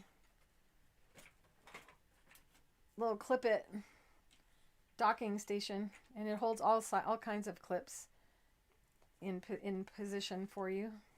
So you can clip all the way around and not have them laying all over the place. So if you were going to ease a ruffle in a little girl's dress and you wanted it to go like away from the shoulder, a little bit in from the shoulder, and you want to form it on a princess cut, and your fabric is a ruffle and not a gather, you're more likely to have puckers along the fabric that you're sewing the gathered up fabric onto. So here I caught it in the thread. So how do I handle that? Do I cut the thread that I gathered over where I where I accidentally stitched it? No, I cut the stitch that I stitched it onto, because we're going to sew it in like a seam allowance. And if you cut the thread that you gathered over, well, then the whole thing will no longer be easeable. So good for you to see me make a mistake so that you know what to do. Ruffle attaches, gathers in a seam. Yeah, so you've seen a gather be used for setting a sleeve into a garment. And they say, sew between this point and that point, and then ease the fabric to be evenly displaced or placed around that sleeve. Have any of you ever done that? And then we're like, this is awful. I can't get my fabric to look smooth. So in essence, easing is always gathering, and the automatic gathering technique that I showed first is the best for easing in sleeves. because you can just quickly change your stitch length and your thread tension. It's always a little weird when I accidentally turn off my Caterpillar tablet, but I don't need it right now, so that's fine. Here we go. And if you're interested in getting one of the Caterpillar tablets, we do have them at creativefeet.com. And right now, because this is 2020, December 24th, Christmas Eve, we do have a sale going on at creativefeet.com and a secret coupon in the school that takes the discount and makes it an even bigger discount. So make sure you join my school, which I'm going to type real quick into the comment so you guys can do that.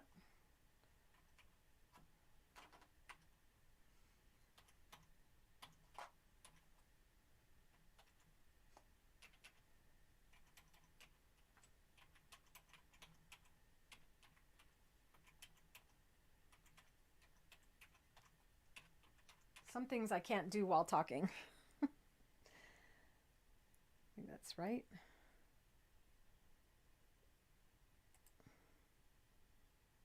There we go. So that's the school where you can get a coupon. It's already been posted in the post where I posted I was going live today. So look for the Christmas Eve, because I'm going live tomorrow in the school on a Zoom chat. So don't confuse the two. You're looking for the coupon. I love my Caterpillar. It sounds like a good title for a song, right, Brenda? I love my Caterpillar. Caterpillar would love to hear how much you love their products.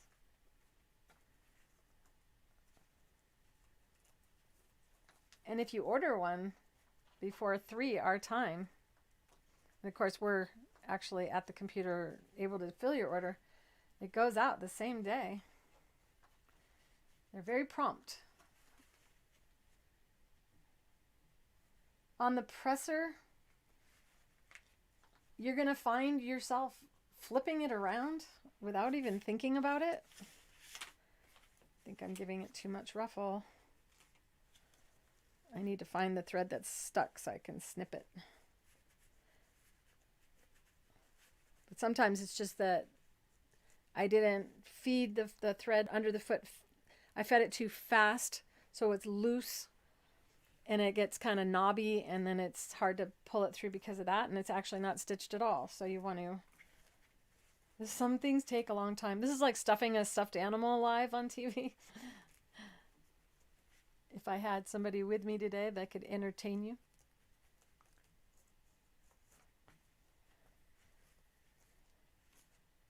All right, now it's moving, see? And I didn't have to cut anything. It was just kind of stuck there a little bit. So I do this little, kind of like untangling your chain on your necklace. Sometimes you want to just break your chain to untangle it, but you have to be patient.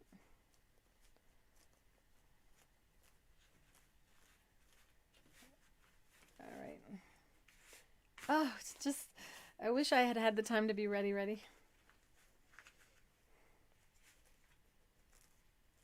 It's hard to say no to your kids though, isn't it? I told my son, I have to work on my live feed today. And he's like, I just need you to do this. I just need you to do that. And I'm like, oh, okay. It's almost like I want to do a double-sided and turn it like a pillow. And I have the ingredients needed to do that, don't I? I have another piece right here already cut out. It'll look prettier, except for the person that you give it to won't know there's vinyl inside unless you tell them. It would still be waterproof. You guys are awfully quiet. Have any of you ever made a bowl cover before? I asked that before, and you might have answered, but the feed has been moving along, so I don't know.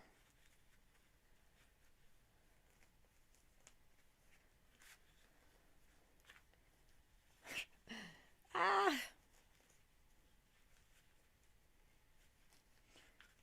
Have you ever seen the technique where they have you sew 2 rows of gathering stitches with a 1/4 inch spacing? Okay, I finally hit one where I definitely caught it. But I glued the fabrics together before I started, didn't I? So even if I cut one of the threads that's holding that on, it's not going to cause the fabric to come apart because the fabric is held together by the liquid Baste. Another reason to use it. Now I need my seam ripper, which I barely ever use. And while we did make these in the past, I simply just don't have time to make them.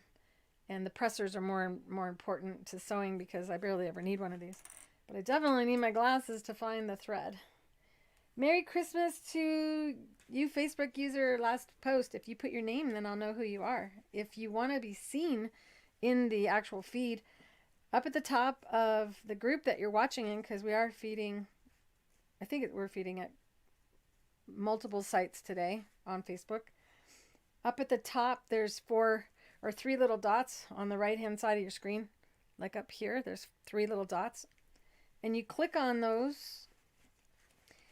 And when you click on those, you go to Group Apps. And inside of there, you let StreamYard, give StreamYard position. There's a little box that's not checked. Check the box, hit OK. And then your name and your Facebook picture will show up. I think I found the one. Where is it?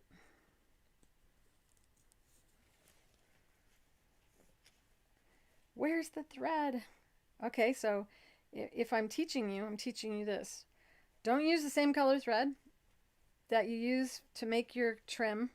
Use a contrasting one so you can find where it actually snagged, and I think I finally found it. Because we don't want to cut our cord.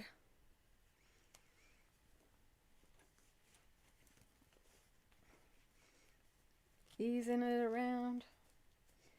Hi, Debbie.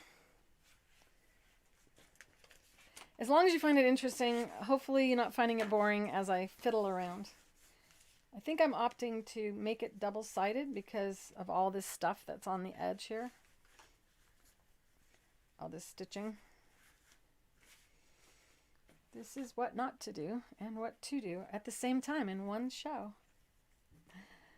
If you're new to this, if you haven't seen me before, my name is Clare Rowley and I invented these products to help you guys sew better. I work with the physically and visually challenged, so know that you can do these things even if you have challenges that you're faced with when sewing.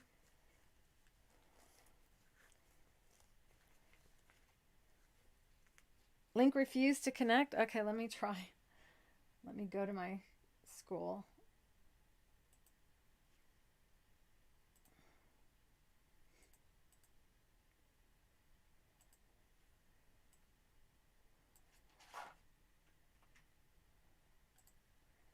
And now I'm pasting the actual correct link. I usually get those. I have trouble figuring out which direction the bars should go, even though I've been having a website since the internet came out. This is in fact our 5th or 6th. I think this is our 6th version of creativefeet.com that we're building right now. And the most exciting. I can't wait for you guys to see it. We're trying to have it done within 30 days. Okay, there's another spot where I caught the cord that I made before. And know that if you're joining us late, that this will be up on my YouTube channel and inside my Facebook group. So you can watch the full thing. It takes a couple hours sometimes for them. They're actually getting a little bit better at handling, making a live feed actually viewable. So it may be available sooner than that. And what I'm doing here is I messed up and caught the cord. And this cording I actually made.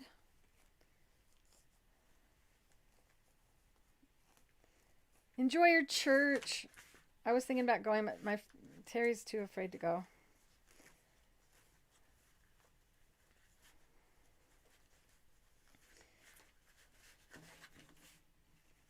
Let's see. Easing it out. I might get impatient and just fudge it a little bit. Just because I don't want to make you guys wait much longer.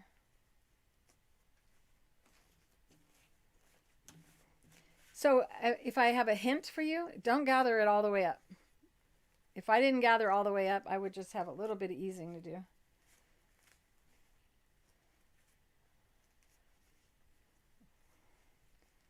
Hi, Sheridan. Nice to see you. Was I supposed to call you? No, that was somebody else. I was supposed to call somebody else. I forgot.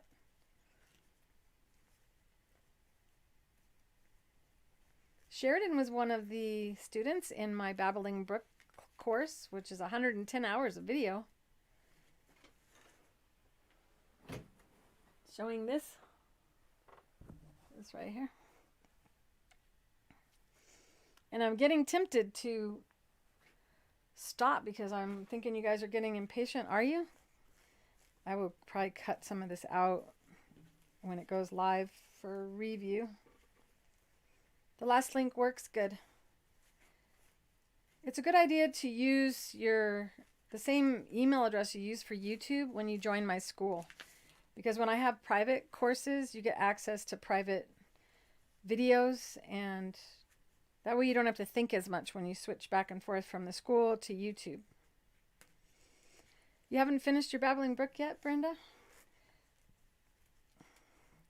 Maybe I need to go live with all of the students from that class and kind of kick you guys in the sewing machine and get you going.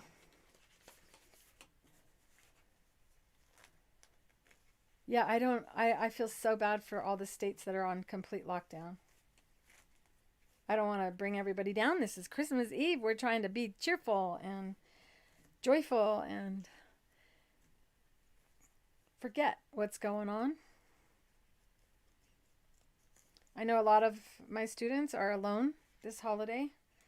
So this is my gift to you guys, to go live both Christmas and Christmas Eve. Because you guys are my family. I love you all. And all right, we're getting there.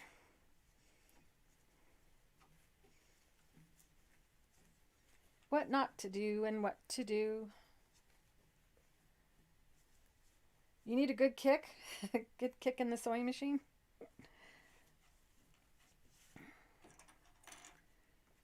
Tomorrow is a live Zoom. Nudge is a better word. I agree. I just kind of feel like kicking something right now because of this not planning ahead right.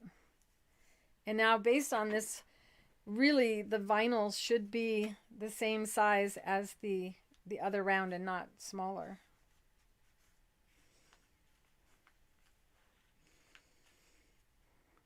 Can't do it from upside down.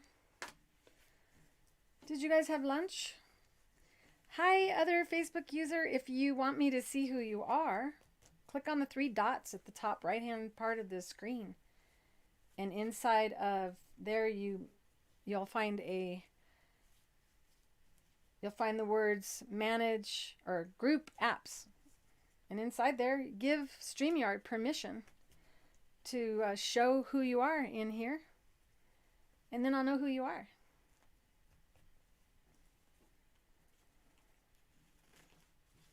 Oh my gosh, you know what I should do? I should just break it and do it all over again and not gather it as much.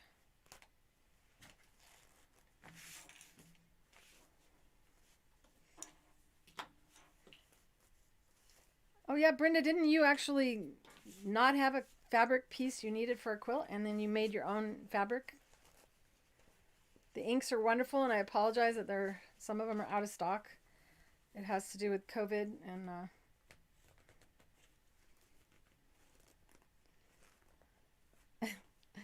I'm getting destructive at this point.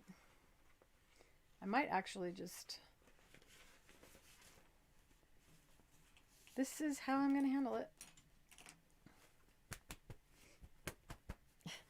Have you guys ever done this? It's not as easy to break 40 weight thread, and I didn't mention that earlier. I am using our Polyfast 100% polyester 40 weight thread for this, which can be used for embroidery as well as garment construction and making fabric bowl covers and bowl cozies. because polyester thread is the least flammable of the threads.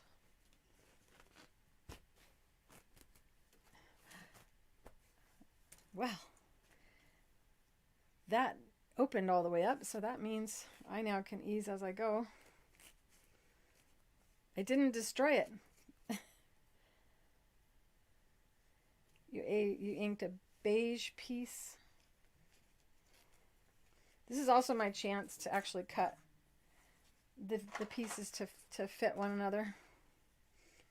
So I'm going to lay this one on top of that, fold it in half, make sure that my vinyl pieces match.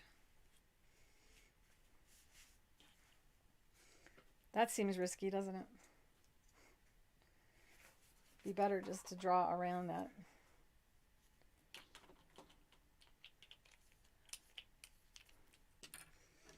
I could just end now and tomorrow not be in Zoom and finish it.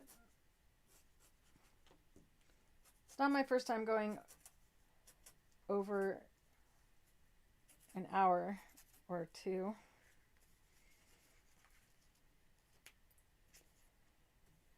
I have lung issues too, Sheridan. I have asthma. So it's safer to stay home. Is that why you're mentioning it?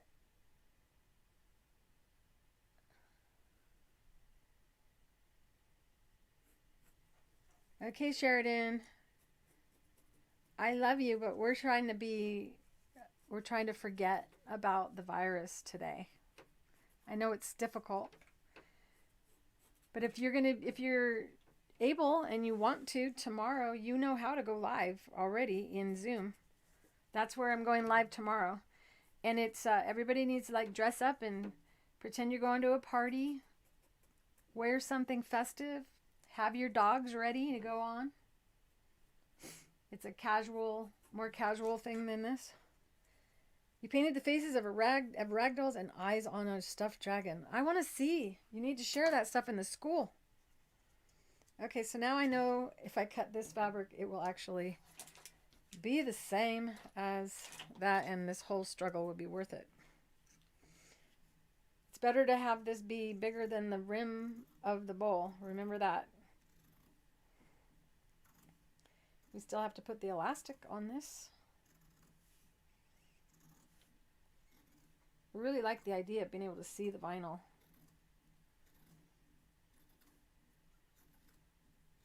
Be able to just wipe it off with a towel. But when I do something like this, I generally then will follow up and make a pattern so that you guys don't have to fumble. You didn't even take a picture before you wrapped them, Brenda?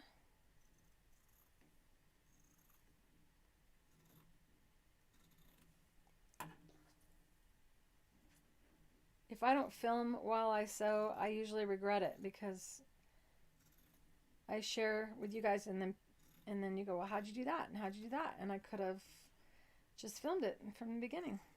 But sometimes I just want to not film and just enjoy the process of sewing like you guys get to do.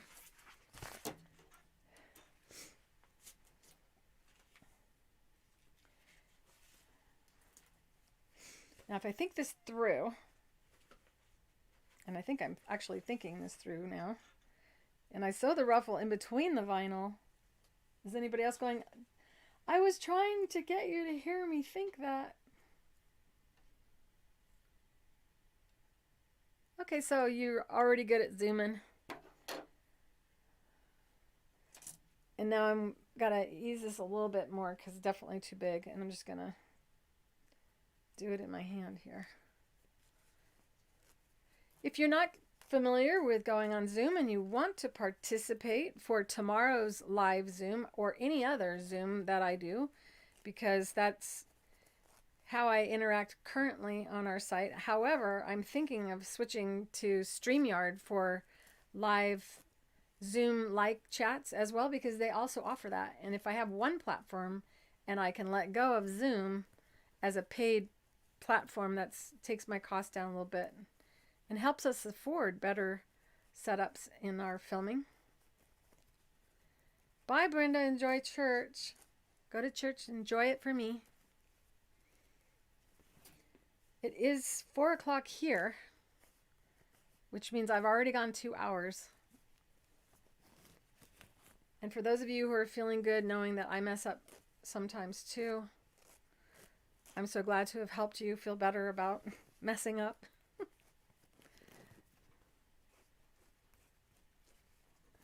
It's working really well now.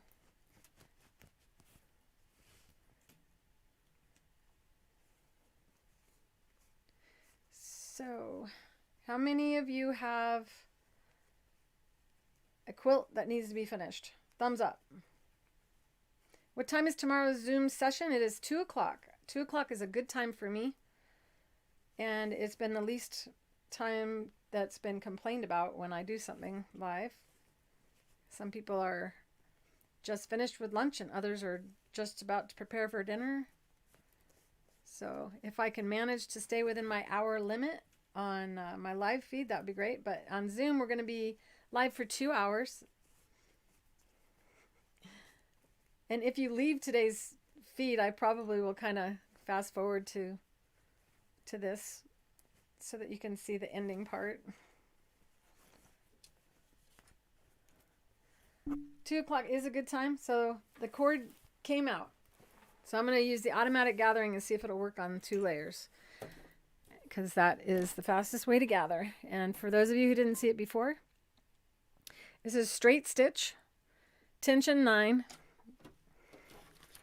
Move that out of the way.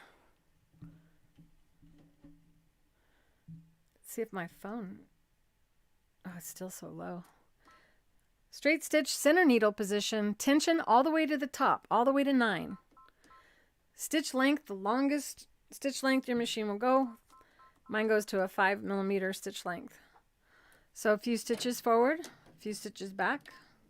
And since I don't need this to ease as much as I thought I needed it to, this will probably ease it just the right amount to go around. And you can see that it's actually gathering as it comes out the back. Whoopsie, there we go. Now all I have to do really is steer. This is good. Well, you learned how to gather 2 ways. That was the sound of something shifting on my table if you thought I broke my needle.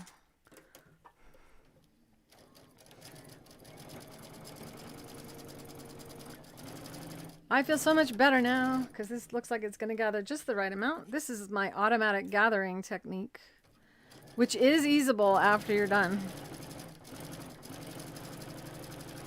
If you want it to gather less, use a shorter stitch length. The longer the stitch length, the more it gathers with every strike of the needle. Yay! If only I knew before I started. And I would have if I got to make one before I started.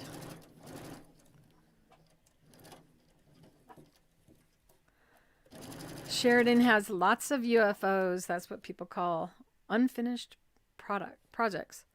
So I'm tempted to forward and reverse right now or back stitch and tie a knot. But if I do, it will not be easeable. So we pull this out and cut your needle thread short. And give yourself a length of bobbin thread. Wouldn't it be just amazing if it's perfect and I don't have to do anything? I think it's going to be. Looks like it.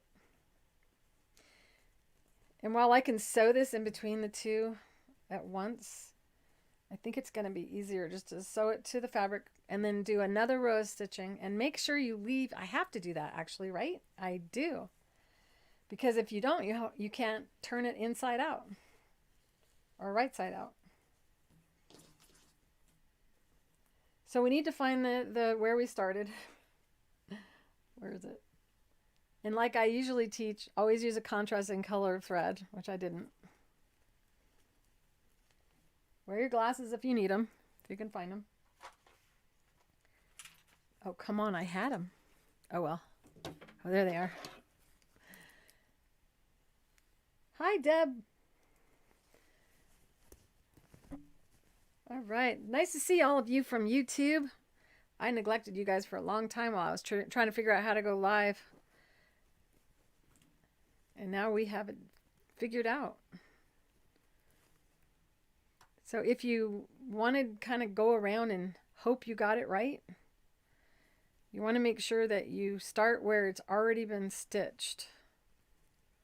In other words, the end that has the thread hanging out, which is the bobbin thread, which is the thread you hold whenever you adjust a gather. You want to make sure that you sew towards that and end there as you stitch it to the round. And I'm going to do what's called a basting stitch.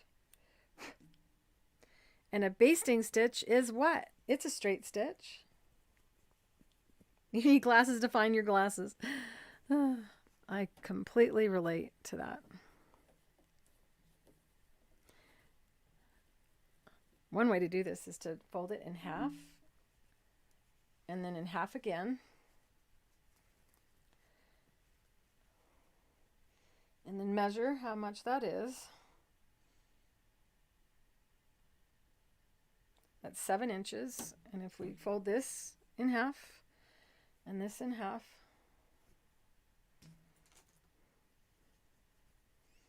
if it's round, it should, we can roll it like this. 1 inch, 2 inch, 3 inch, 4 inch, 5 inch, 6 inch, 7 inch. It's perfect. Oh my gosh. So did you catch that?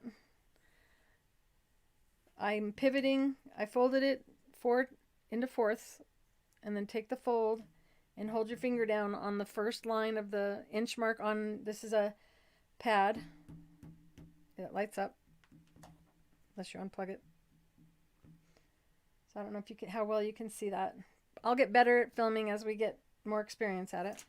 So I'm holding my finger down on the fold and then I'm looking at the line, the next inch line. So that's 1 inch, 2 inch, 3 inch, 4 inch, 5 inch, 6 inch, 7 inches. And this folded into fourths, it also equals 7 inches. So we should be close enough to call it almost perfect when we're finished.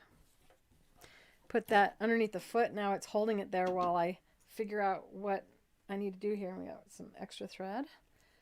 So we're going to sew the gathered up ruffle to the right side of the top of the bowl cover. I feel so much better now that I know I'm almost done. Thank you, Valerie, for giving me that cheer. I need a little bit of that support right now.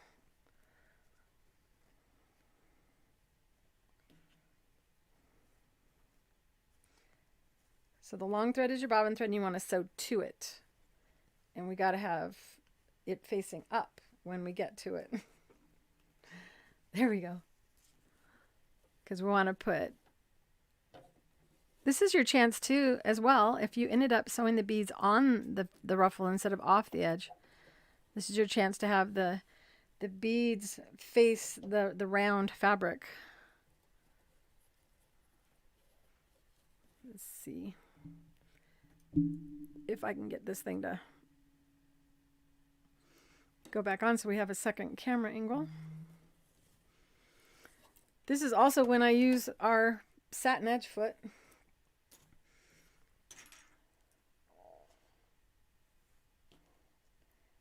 I'm clipping that puppy to that. May as well do a few clips on there. And these are clips with a K. These are the Klip-it-Clips. They're much easier to use, aren't they? Do any of you have them? Aren't they awesome? You get 50 of them in a pack for under $20. It's a steal deal. And they have measuring lines on them to help you measure 1/4 inch when you're trying to match something up. Can you see the relief in my face knowing that this is almost coming together? I'm going to get that cell phone set up so I can give you that camera angle.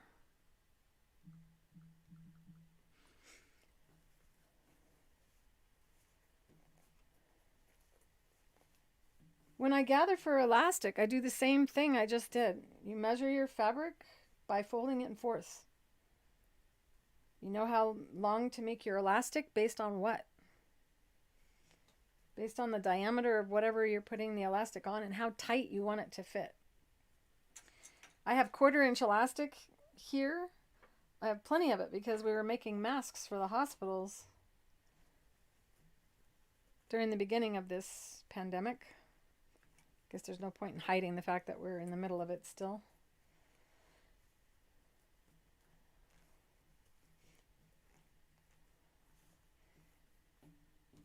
Here we go.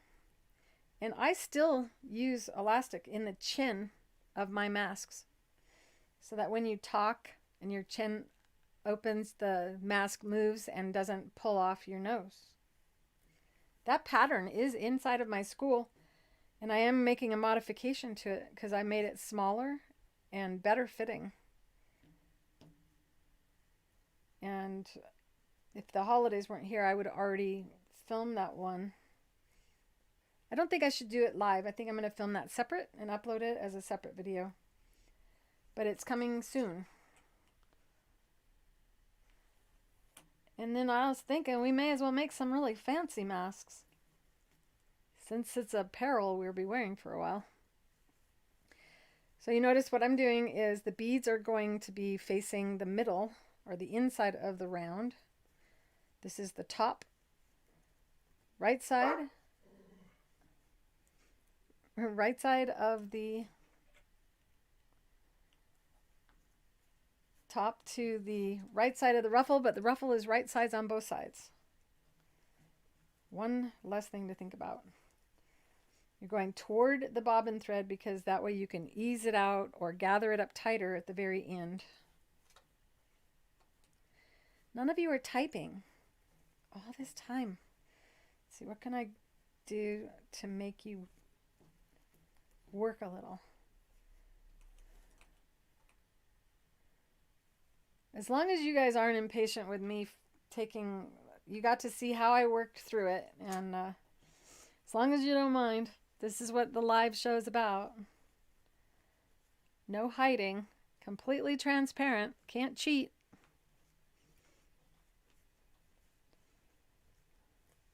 Easing it out. I'm almost done securing it. And know that I am going to do a pattern for this. And there's going to be another pattern coming out, and I'm going to have to charge for that one, for another version of a bold top like this that you'll just love it. So I dreamt it the other day, and I've been wanting to make it. I was hoping to have it done today, but life has other plans frequently. 2 more clips and then I'm on to sewing. Yay! I'm so glad you love watching me purl. These are the videos that if I don't edit them get thumbs down on YouTube. That woman just kept talking and talking. You did your early Christmas yesterday?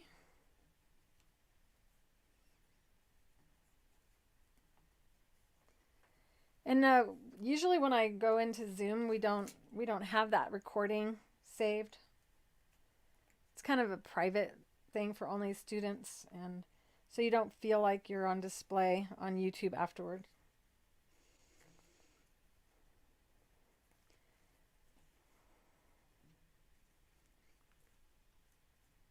It's going to be so pretty when it's done.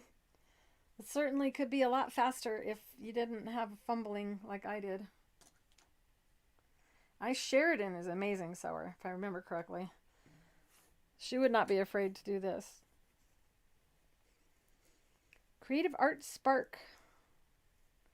You're going to need a job to finance your sewing wants. You can make money from your sewing. You could sell these on Etsy. A lot of people make money from their sewing. And a lot of it goes right back into the supplies. Have any of you ever sewn professionally? I'd love for you to share.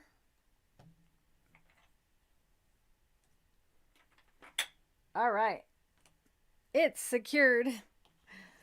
Yay. Applause. I can hear it in my head anyway. The Satinedge Foot, well, we have applique techniques, Valerie, for all of the creative feet. All 3 of them can do an applique technique. I'm going to set the Satinedge Foot up for a 1/4 inch seam allowance. See if this thing is ready to go on.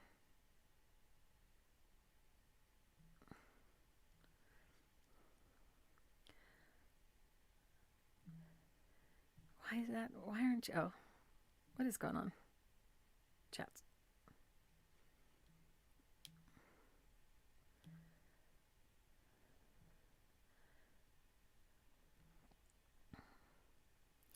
Almost there.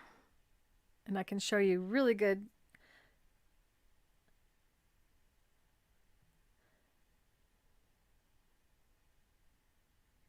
No, it's open in another out. Where?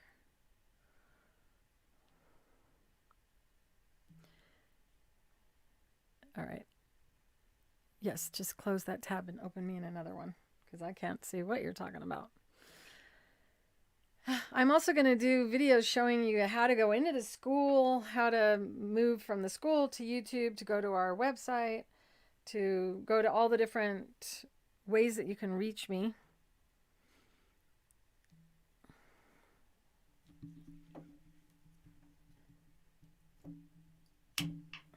All right.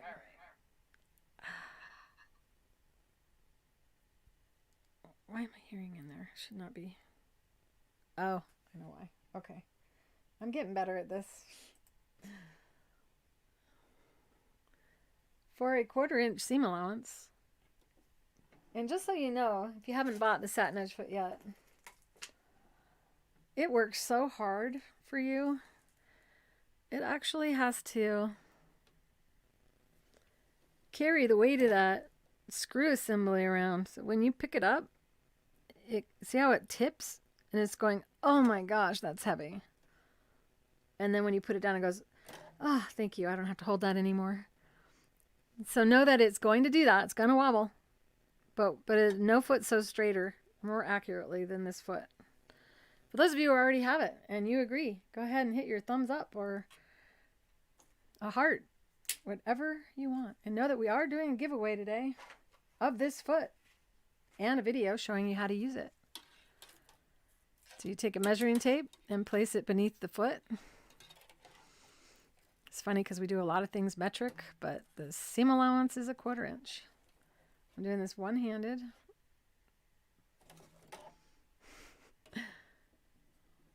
Is it upside down? No, it's right side up. You need a left needle position. So see what I'm filming around?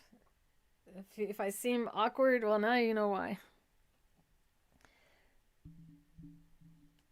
Selecting a left needle position. If you don't have needle positions, you can select a straight stitch. And then if this was a regular machine, you'd have dials to turn.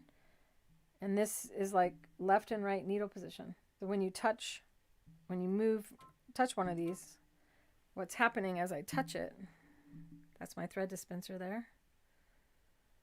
This is a dress that I made for my daughter's first communion. She was the fanciest, schnanciest girl in the first communion.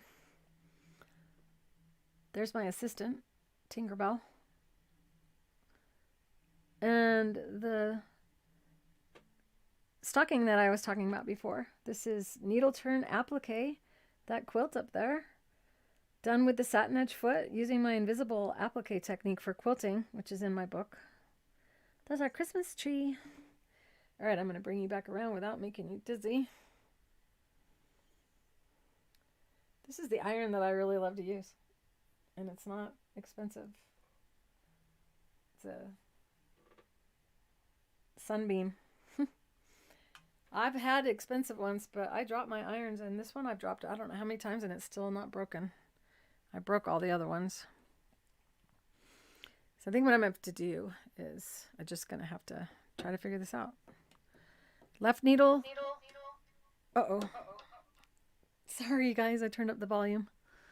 I don't know if you heard that or not. But as you push your needle, your width dial, the needle moves. See that? And that only is true on a straight stitch.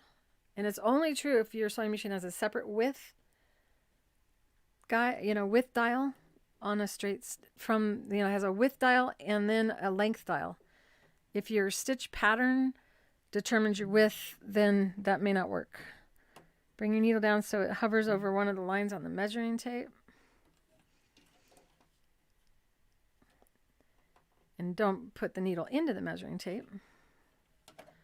And then you just turn, not that, you turn this. And inside the needle, or where the needle would normally go, you move that wire over to the 1/4 inch mark. And that's how you get a 1/4 inch seam allowance. Some sewing machines don't have the ability to get all the way to a 1/4 inch because their width of their stitch is only 4 millimeter wide.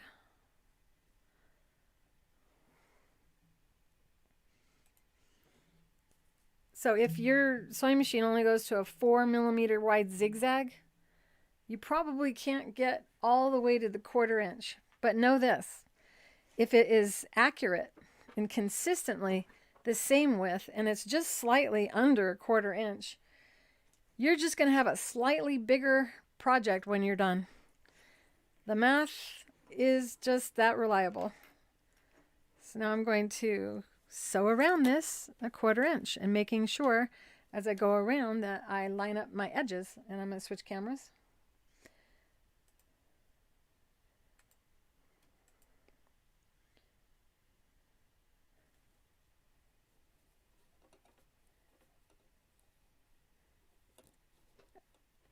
Enjoy your mom's cooking.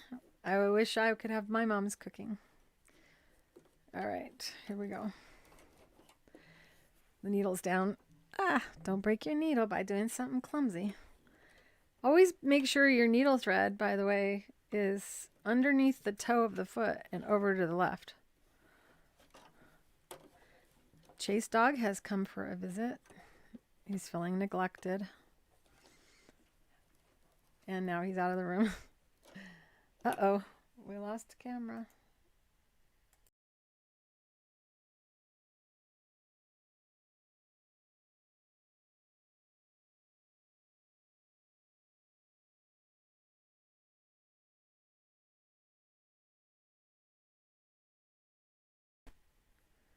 Sorry about that. We lost internet connection with our camera for a moment.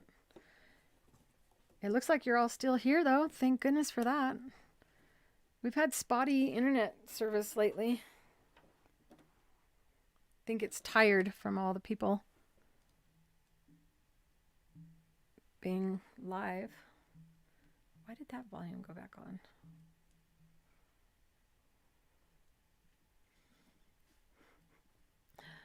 Oh my goodness.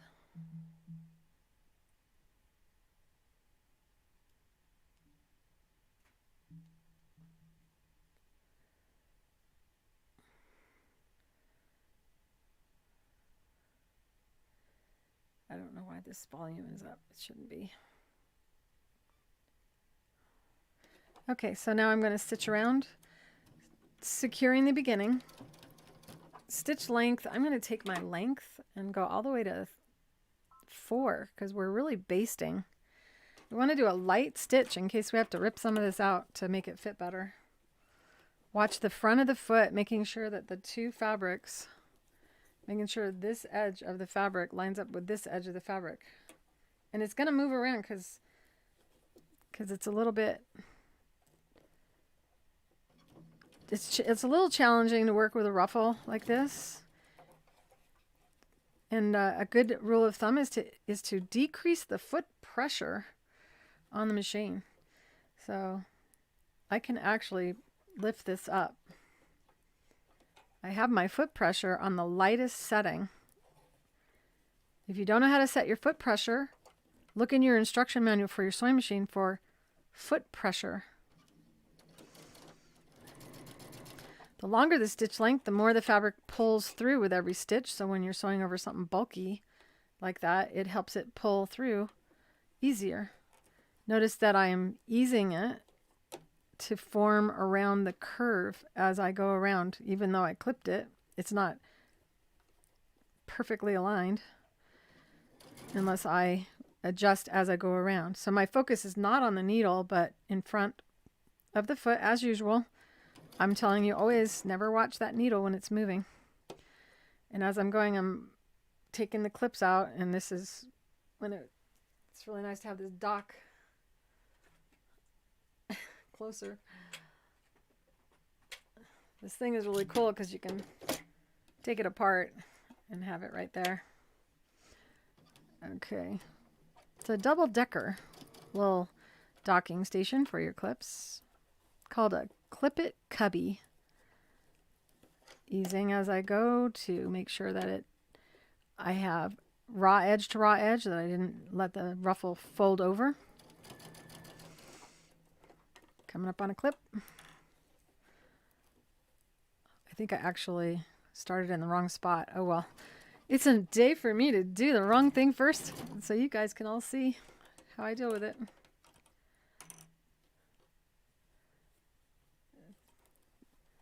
think it's going to be a little bit more gathered over here than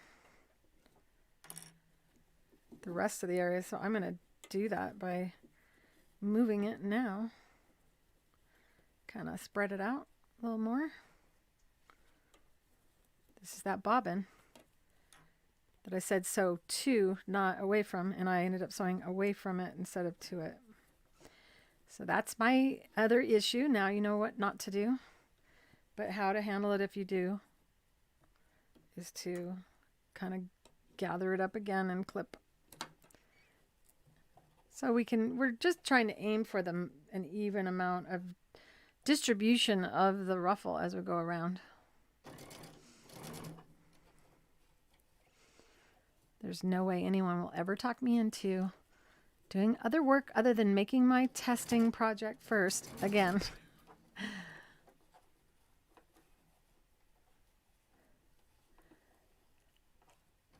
Are any of you sewing today?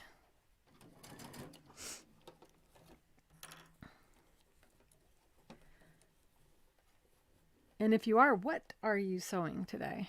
Are you going to make one of these?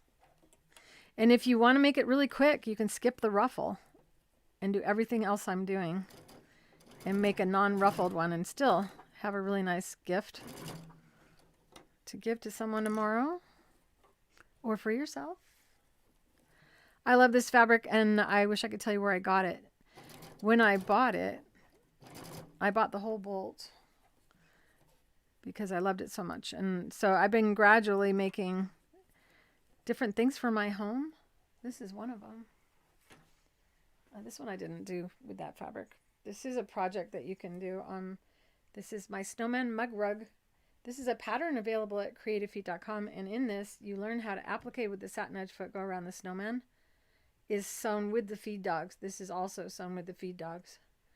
And then doing the piecing was done with the Satinedge Foot. That is 1/4 inch piecing, and see how small that strip is?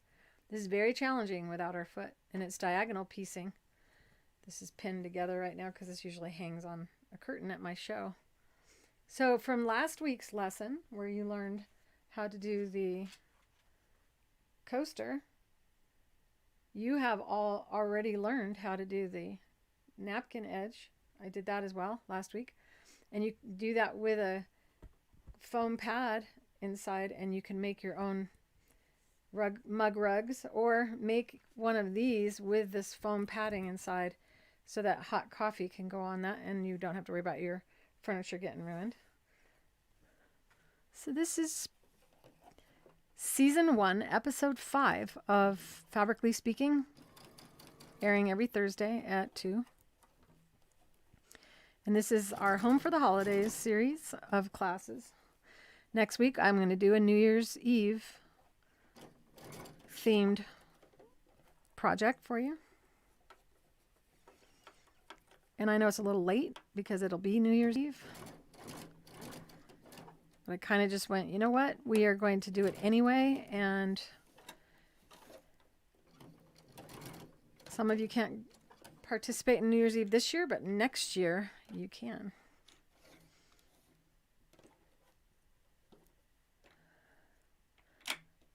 Here we go.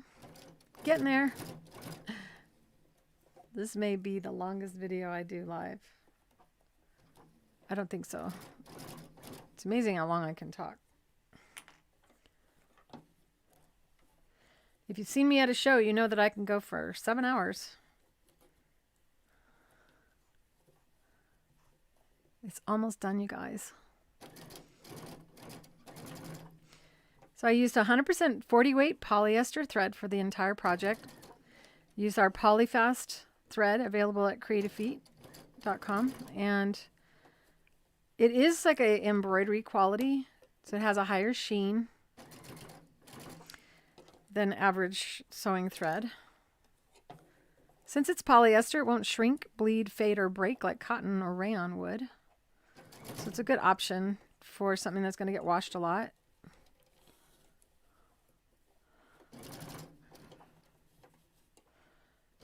Yay.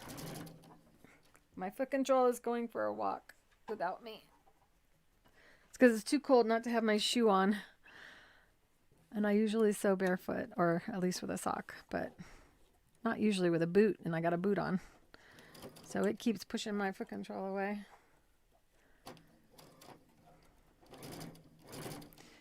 I don't know what you wish you were doing, and I don't know your name because you're just a Facebook user right now, because it doesn't show your name. Here we go. Oh my goodness.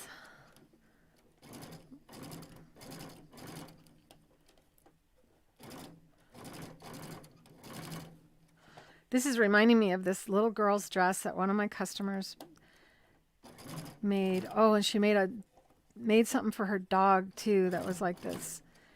Tomorrow in our live feed where we go on Zoom, our live Zoom chat, I'm going to get some of the pictures up to show you what some of my students have done with these similar techniques. This looks so cute on little girls' dresses. But one lady did it for her dog, made a little dress for her puppy and brought her to a show so I could see. And I got a picture of her. So is this going to look, how is this going to look on this bowl?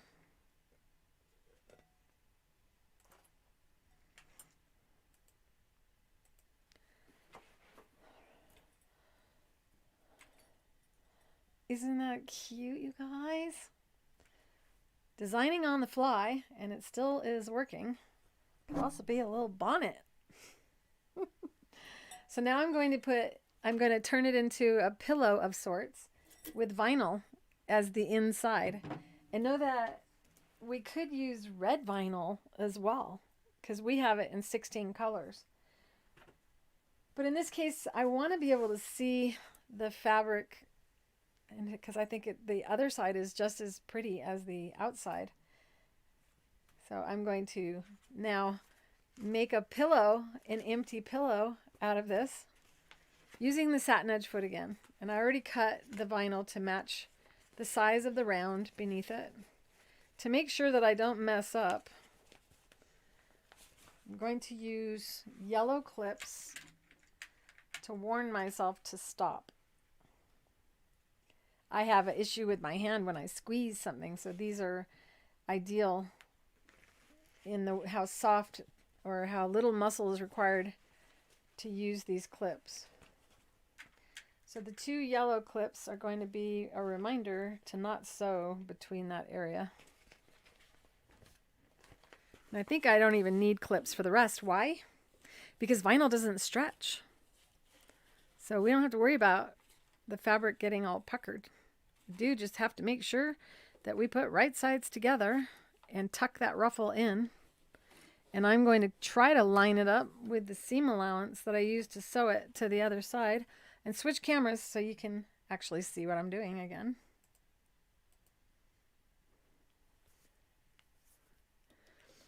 So watching in front of the foot, lining it up on the stitching line, but I'm not having to do that really because the Satinedge Foot keeps you a 1/4 inch away from the edge.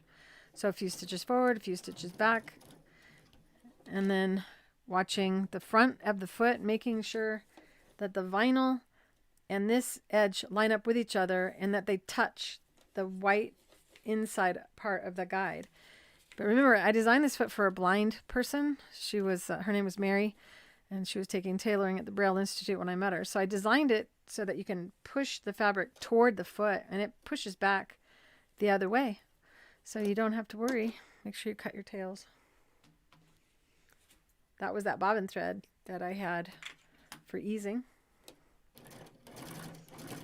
Zoom, zoom. That vinyl is a really good stabilizer. Keeps the ruffles and all the rest of it in line. And remember, the stitch length is relatively long. I'm actually using a 4mm long stitch length, which is 4 on your stitch length dial. Unless you have a machine that has stitches per inch. If you have stitches per inch, it is more like 8 stitches per inch. So it's a very long stitch length. Got a couple more tails here. My little dog Tinkerbell is running around prancing really fast. Hi. What are you doing? Want to say hi? Nope. I scared her. She's getting old and she doesn't hear as well, and I keep scaring her. I feel so bad. Watching the inside of the foot, keep the fabrics lined up with each other. And make sure they touch the foot. So this is a machine washable, hand wipe offable, water, I wouldn't say it's completely watertight, but it's certainly a lot better than just fabric, as we have the vinyl on the inside.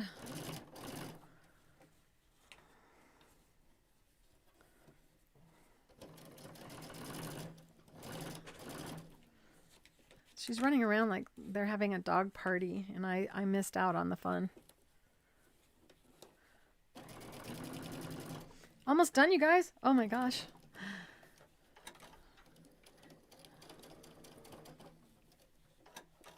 Notice how sometimes I lift the foot to help me maneuver. This is a lot of thicknesses going through here. And I'm kind of feeling and making sure that the beads don't come around and end up getting struck by the needle. So periodically tucking it in, kind of pulling that out and bringing it back over to the edge of the vinyl, which is having no trouble feeding through at all.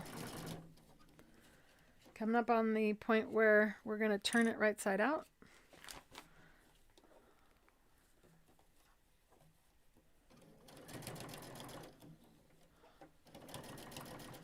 And then I usually evaluate, how much do I really need to turn it right side out? The smallest possible opening is the least amount of the ending work. Do you guys feel the same way when you do it? I think that's, any smaller than that is going to be uncomfortable. Go backward a couple times, because we're going to strain that spot when we turn it right side out.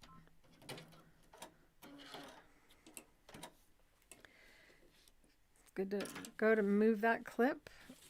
Now, to make this look better, you're going to go and make a little clip. Be sure not to cut the stitching line that you did. Just want to kind of come in a little bit at an angle, and I'm using the 3-hole scissors that has a spot for all your fingers.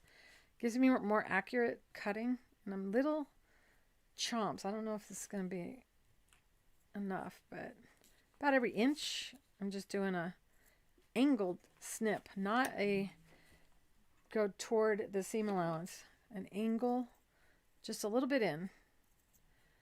We're not at risk of cutting that thread. We do not want to weaken this because it's going to go on the machine. The vinyl doesn't stretch at all, so if we don't do this, it may not form very nicely. We'll see. I'm going to leave part of it unclipped and see if you can get away with not doing that step. This is where we turn it right side out.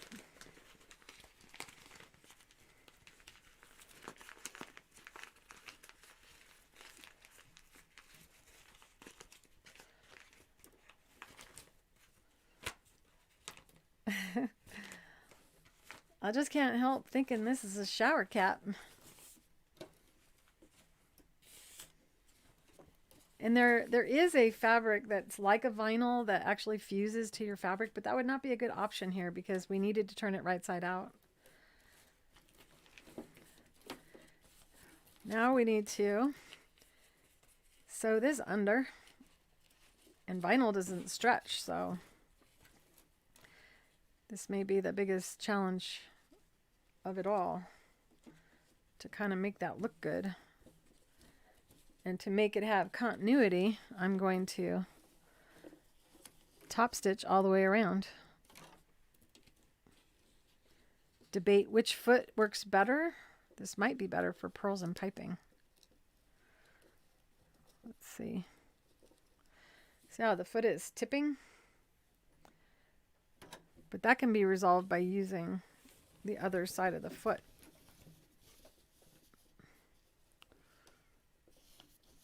And it will feel the bulk.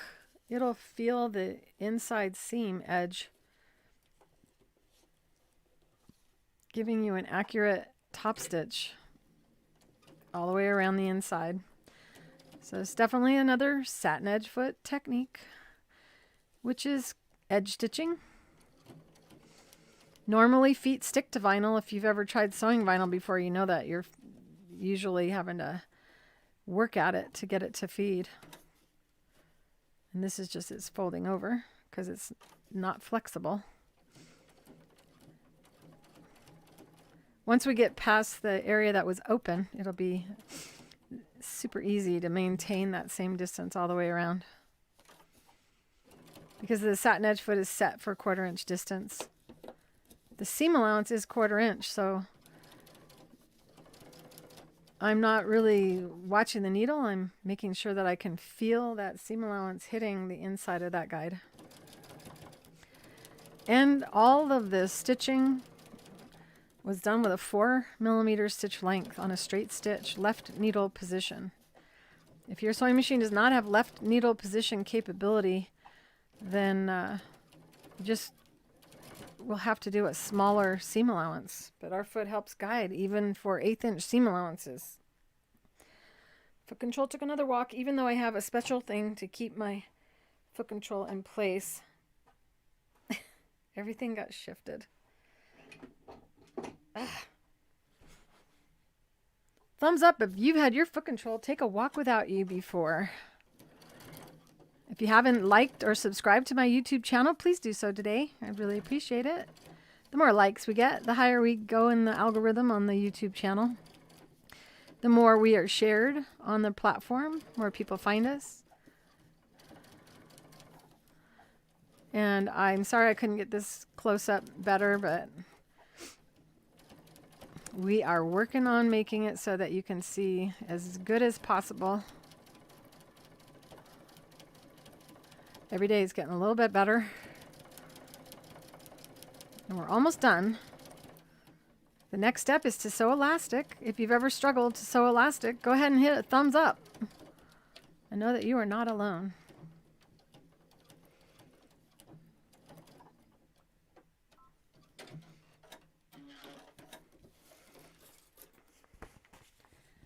And now that gave us an accurate top stitch all the way around next to the ruffle. And we're going to sew the elastic onto, like, right along the edge of that actual seam. See how you can still see the fabric in there? Except for I didn't cut a thread. There's a thread in there.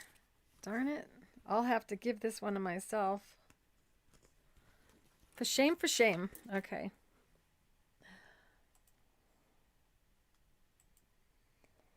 And how many times have I told you guys to cut your tails, and then I didn't, and now there's a tail trapped inside of there. But that kind of makes me think, what else could we put inside of there?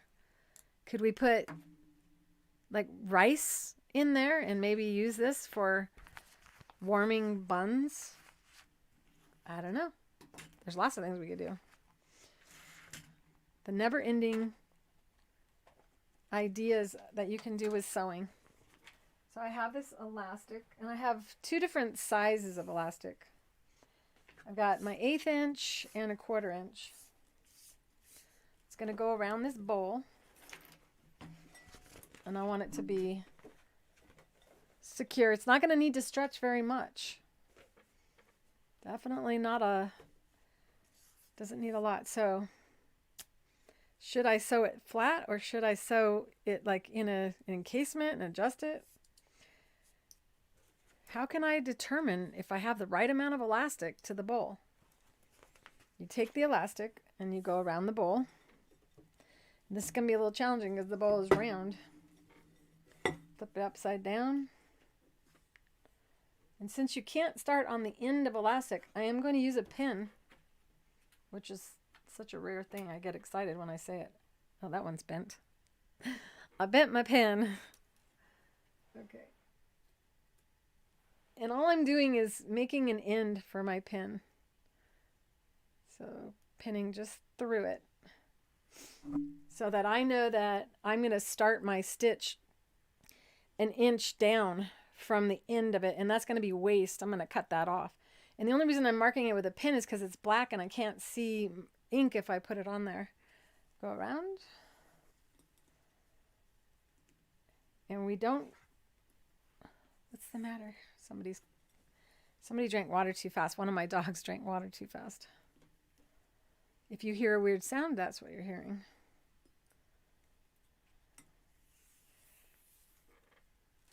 There we go. So this is how you determine how big it should be.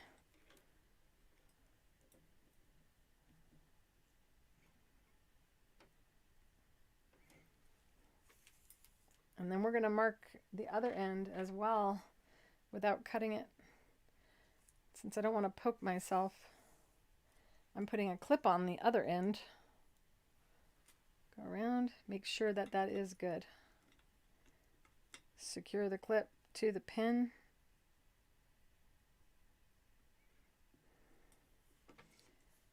And then it should be a little bit, not all the way on the lip of the bowl, because that will mean that it's actually going to be gathered and it'll be snug on that.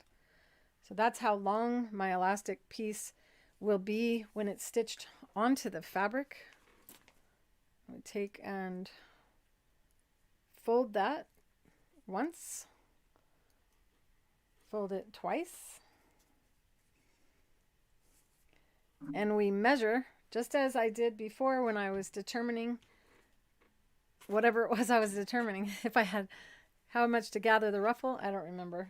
I've lost track. This is a long video. Thank you for being so patient. So this elastic folded over twice, which makes this 1/4 of the measurement, measures 1, 2, 3, 4, 5 inches. So if we fold this 1, 2, and then we roll it again. It's harder to see with ruffle. 1, 2, 3, 4, 5, 6, 7. No, it's not 7. I wanted to say 7, but it's exactly 6 because we use a 1/4 inch seam allowance when it's all the way around. So that's 6, and I lost track of what this one was because I'm starting to get hungry. 1, 2, 3, 4, 5. So it's about the same, 6 inches, which tells me what? Tells me that I almost don't have to stretch this at all while sewing it on to that.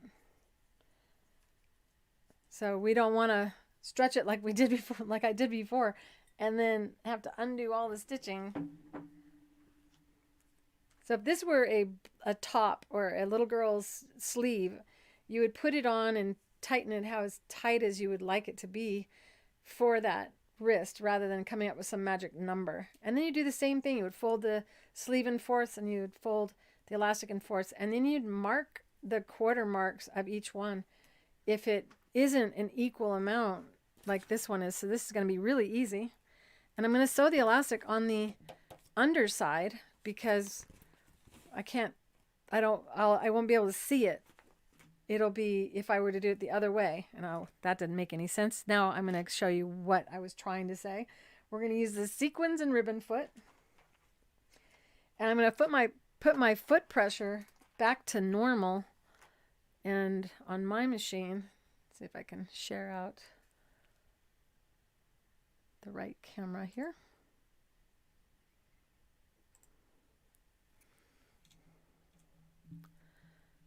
So on this is a computerized machine. If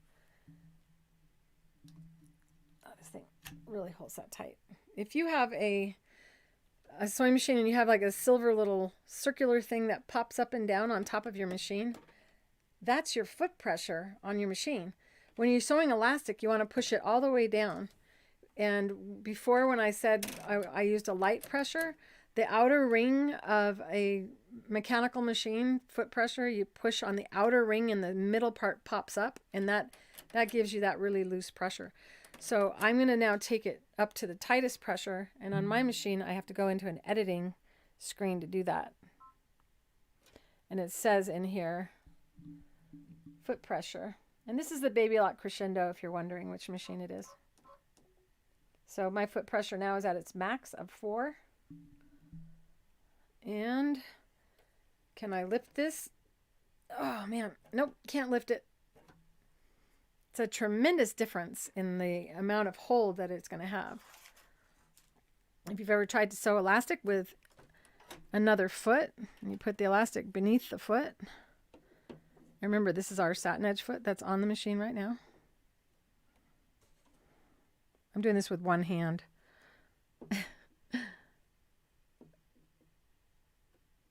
All right, so if you put your elastic under the foot, and it's not the Sequins and Ribbon foot, and you pull the elastic, see how it just slides? It just slides under there. So this is one of the things that makes the Sequins and Ribbon foot so fantastic, is that it will not slide. So I'm going to take this foot off and show you how we attach the feet to other machines.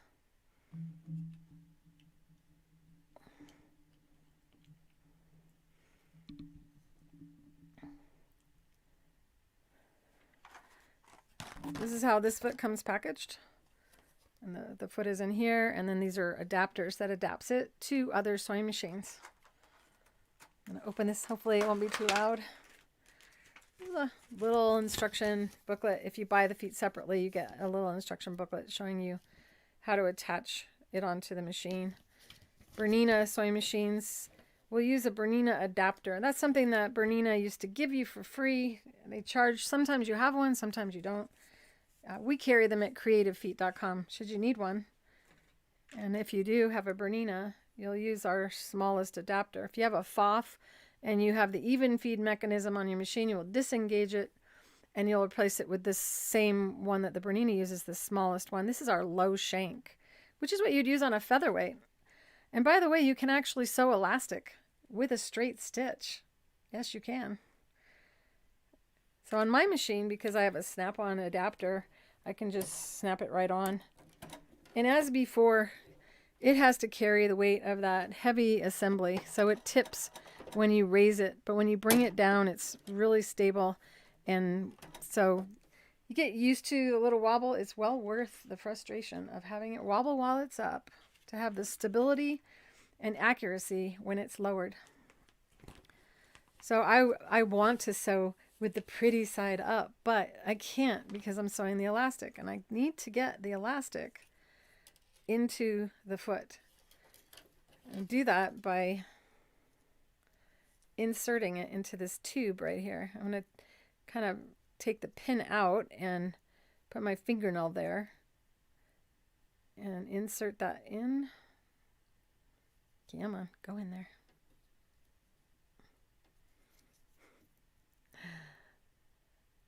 There we go. And I do, by the way, I have a little hole where the pin was. That's nice. So I know where to start. I do actually insert the trim into the foot before I place it on the machine. It's easier. Especially if you have eyesight issues. So now the foot is on, and I need to determine what kind of stitch do I want. A straight stitch would be really cool because it wouldn't show up on the outside at all. Another way to not have it show up on the outside would be to use a nylon invisible thread and stitch it on to the outside so we don't end up seeing it on the outside. But remember, this stitch is not going to be seen. It's going to go underneath the bowl. So I'm going to use, oops, still not going to do that. I almost did it wrong. Oh my goodness, that would have been embarrassing. Now I'm going to stitch right over the stitching that I had before. And remember, we are not supposed to stretch it. At least not a lot. I am going to stretch it a little bit, I think, though. And I'm going to use a stitch that encompasses or covers more of it. And I'm also going to sew from this direction because it levels off the foot better. And we always want the foot as straight as we possibly can get it. In other words, so that it's not tipping. And my favorite stitch for elastic is the 3-step zigzag stitch.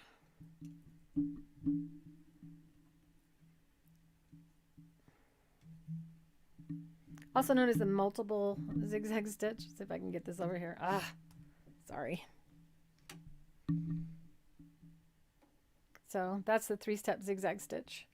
And this stitch, the width of this elastic is 7 millimeters wide. If you have 7 millimeters width, then that would be the most that you could cover of the elastic, and it will make it the most secure. And since it's going to be going around a bowl, I'm going to do that. And then I'm going to increase my stitch length, and I'm going to go all the way to 5. I know I'm always going all the way to the top of the tension. No, I'm not always doing anything, but I do take the sewing machine and make it work for me. Instead of me using my hands, I let the feed dogs do the work. By increasing the stitch length, and know that the foot itself holds on to the elastic. See how it stays? And the needle is up. It has not sewn a stitch. See? The thread is loose. This is the only foot that behaves like this. No other foot can out-sew elastic. Sequins and ribbon also sew sequins and ribbon, and all kinds of other trims as well. Sewing a few stitches in relatively in place, but I'm going to also make sure my needle, oh gosh, I gotta take this shoe off. It's almost over, and if my foot gets really cold, because it's cold in here, at least it won't be cold for long because we are almost done. This is just about over. I'm holding onto my needle thread and making sure that I put my finger down on top of it. I ignore the bobbin thread. A lot of people with an oscillating hook machine have problems with they get a big knot or the machine makes noise at the beginning of the sewing process. And that happens because you're holding the bobbin thread and the needle thread and holding it. We don't want to hold it. You just want to put your finger down on top of it. And that then gives it just the amount of hold that it needs to not get pulled underneath as the take-up lever on the machine that goes up and down pulls the thread back up. So we're still holding it down for a couple stitches. And in this case, if you don't put your stitch on 5 to begin with, you have it at like 1 for a few stitches. And then we're just going to barely stretch. I'm barely stretching because we know we don't need a lot of stretch because we measured in advance. Do not watch the sewing machine needles. Elbows down, shoulders relax. Always elbows down, shoulders relax. And I'm pulling just a little bit so that we can still get it over the bowl, because if you stretch it too much, you may not be able to get it over the bowl. And notice that I'm not pulling from behind the foot. The foot does the pulling for me. That's the reason we go to a 5 millimeter length, so it pulls for you. Don't pull too much. Don't stretch too much. I'm just trying to show you how it stretches from the back side for you. My focus is right here, keeping the elastic, I don't know if you can see that angle, keeping the elastic lined up on the edge of that. I don't have to look back here The foot takes charge of the elastic for you. So your stitch will be balanced on the elastic. And that's done because before you begin, you adjust the guide by turning this nut on the foot. I'm going to switch cameras because it's going in and out of focus. I'll give you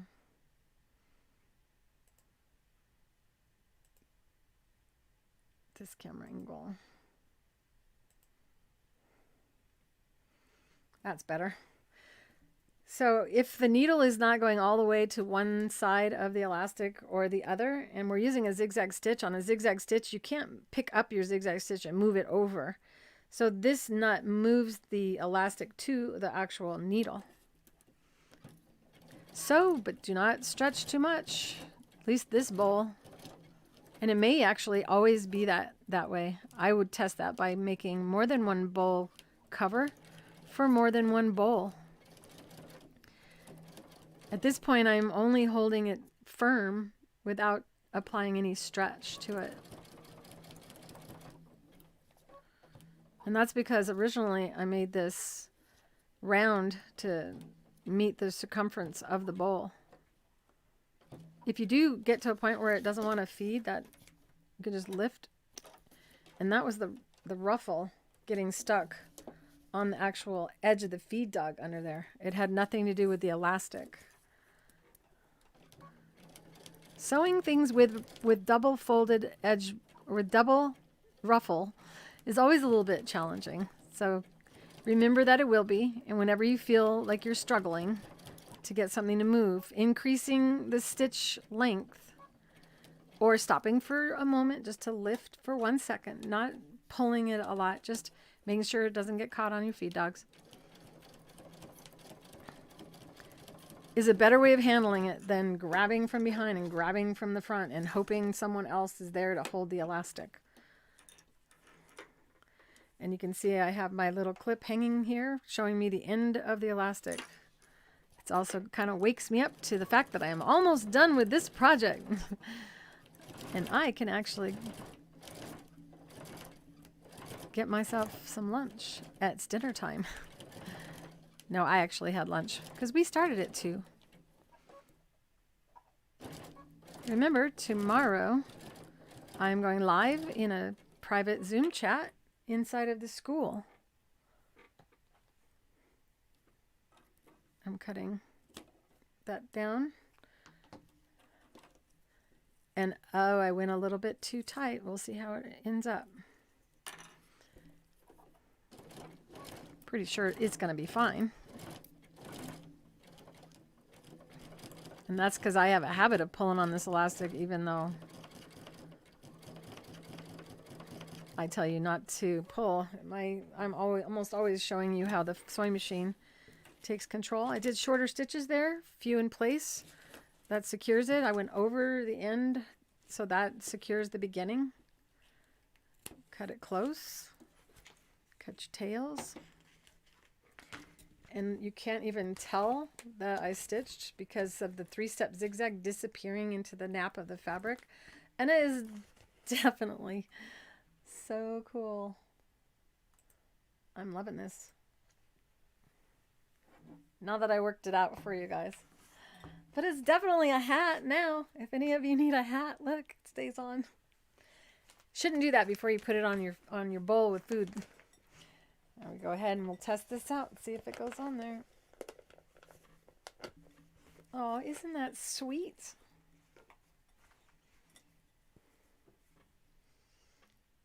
What'd you think? It's almost a drum. Remember, this is vinyl lined, so it's not only washable, it's also going to hold in the steam, keep your food warm longer, and if something's sloshing around because you don't have a lid, then it becomes a real lid to secure that moisture and keep things from getting messy. And when you're done using it, you can wipe off the inside and also wash this. It is machine washable, but I would not throw it in the dryer. I hope you enjoyed learning how to make this fabric bowl cover, that you and your loved ones have the most blessed and enjoyable Christmas. If you are not able to go anywhere for Christmas. I hope to see you tomorrow inside of Create with Clare Rowley. I will put the link for the school in the description below, and it already is in the comments. If any of you have any particular question to ask, I'll give you as long as it takes for me to put this on. And I'm going to test and see if it goes on with the actual lid as well. You love the 2 sewing views? I'm so glad. I was wondering what you guys would think if you're watching on a cell phone. It might be a little bit too much. 2 sewing views is much easier for me. It even fits with the lid. So I will be making a pattern for this, not in time for tomorrow though, because I have to rest, but isn't that a pretty edge on there? Nobody has any questions? But you stuck it out. You're all still there. Thank you so much for hanging out with me today. I will try to determine who the winner is as soon as possible. I'm going to give myself, actually, I'm not going to be doing any work other than having our little Christmas party in Zoom tomorrow inside of Create with Clare Rowley. And with that, I guess nobody has any questions. Made some zipper bags today. Awesome pearl. Those are super fun. I had one sitting here. I guess I put it away. Zipper bags are great, and so are the cell phone purses. That's an awesome present. All right. It's a drum. Merry Christmas to all of you if I don't see you before New Year's. Merry Christmas and Happy New Year, and may we all have a much better 2021. You all mean the world to me. I hope that you know that. And I consider you my family, which is why I'm spending my Christmas with you tomorrow at 2 Mountain Standard Time. I love you all. Bye.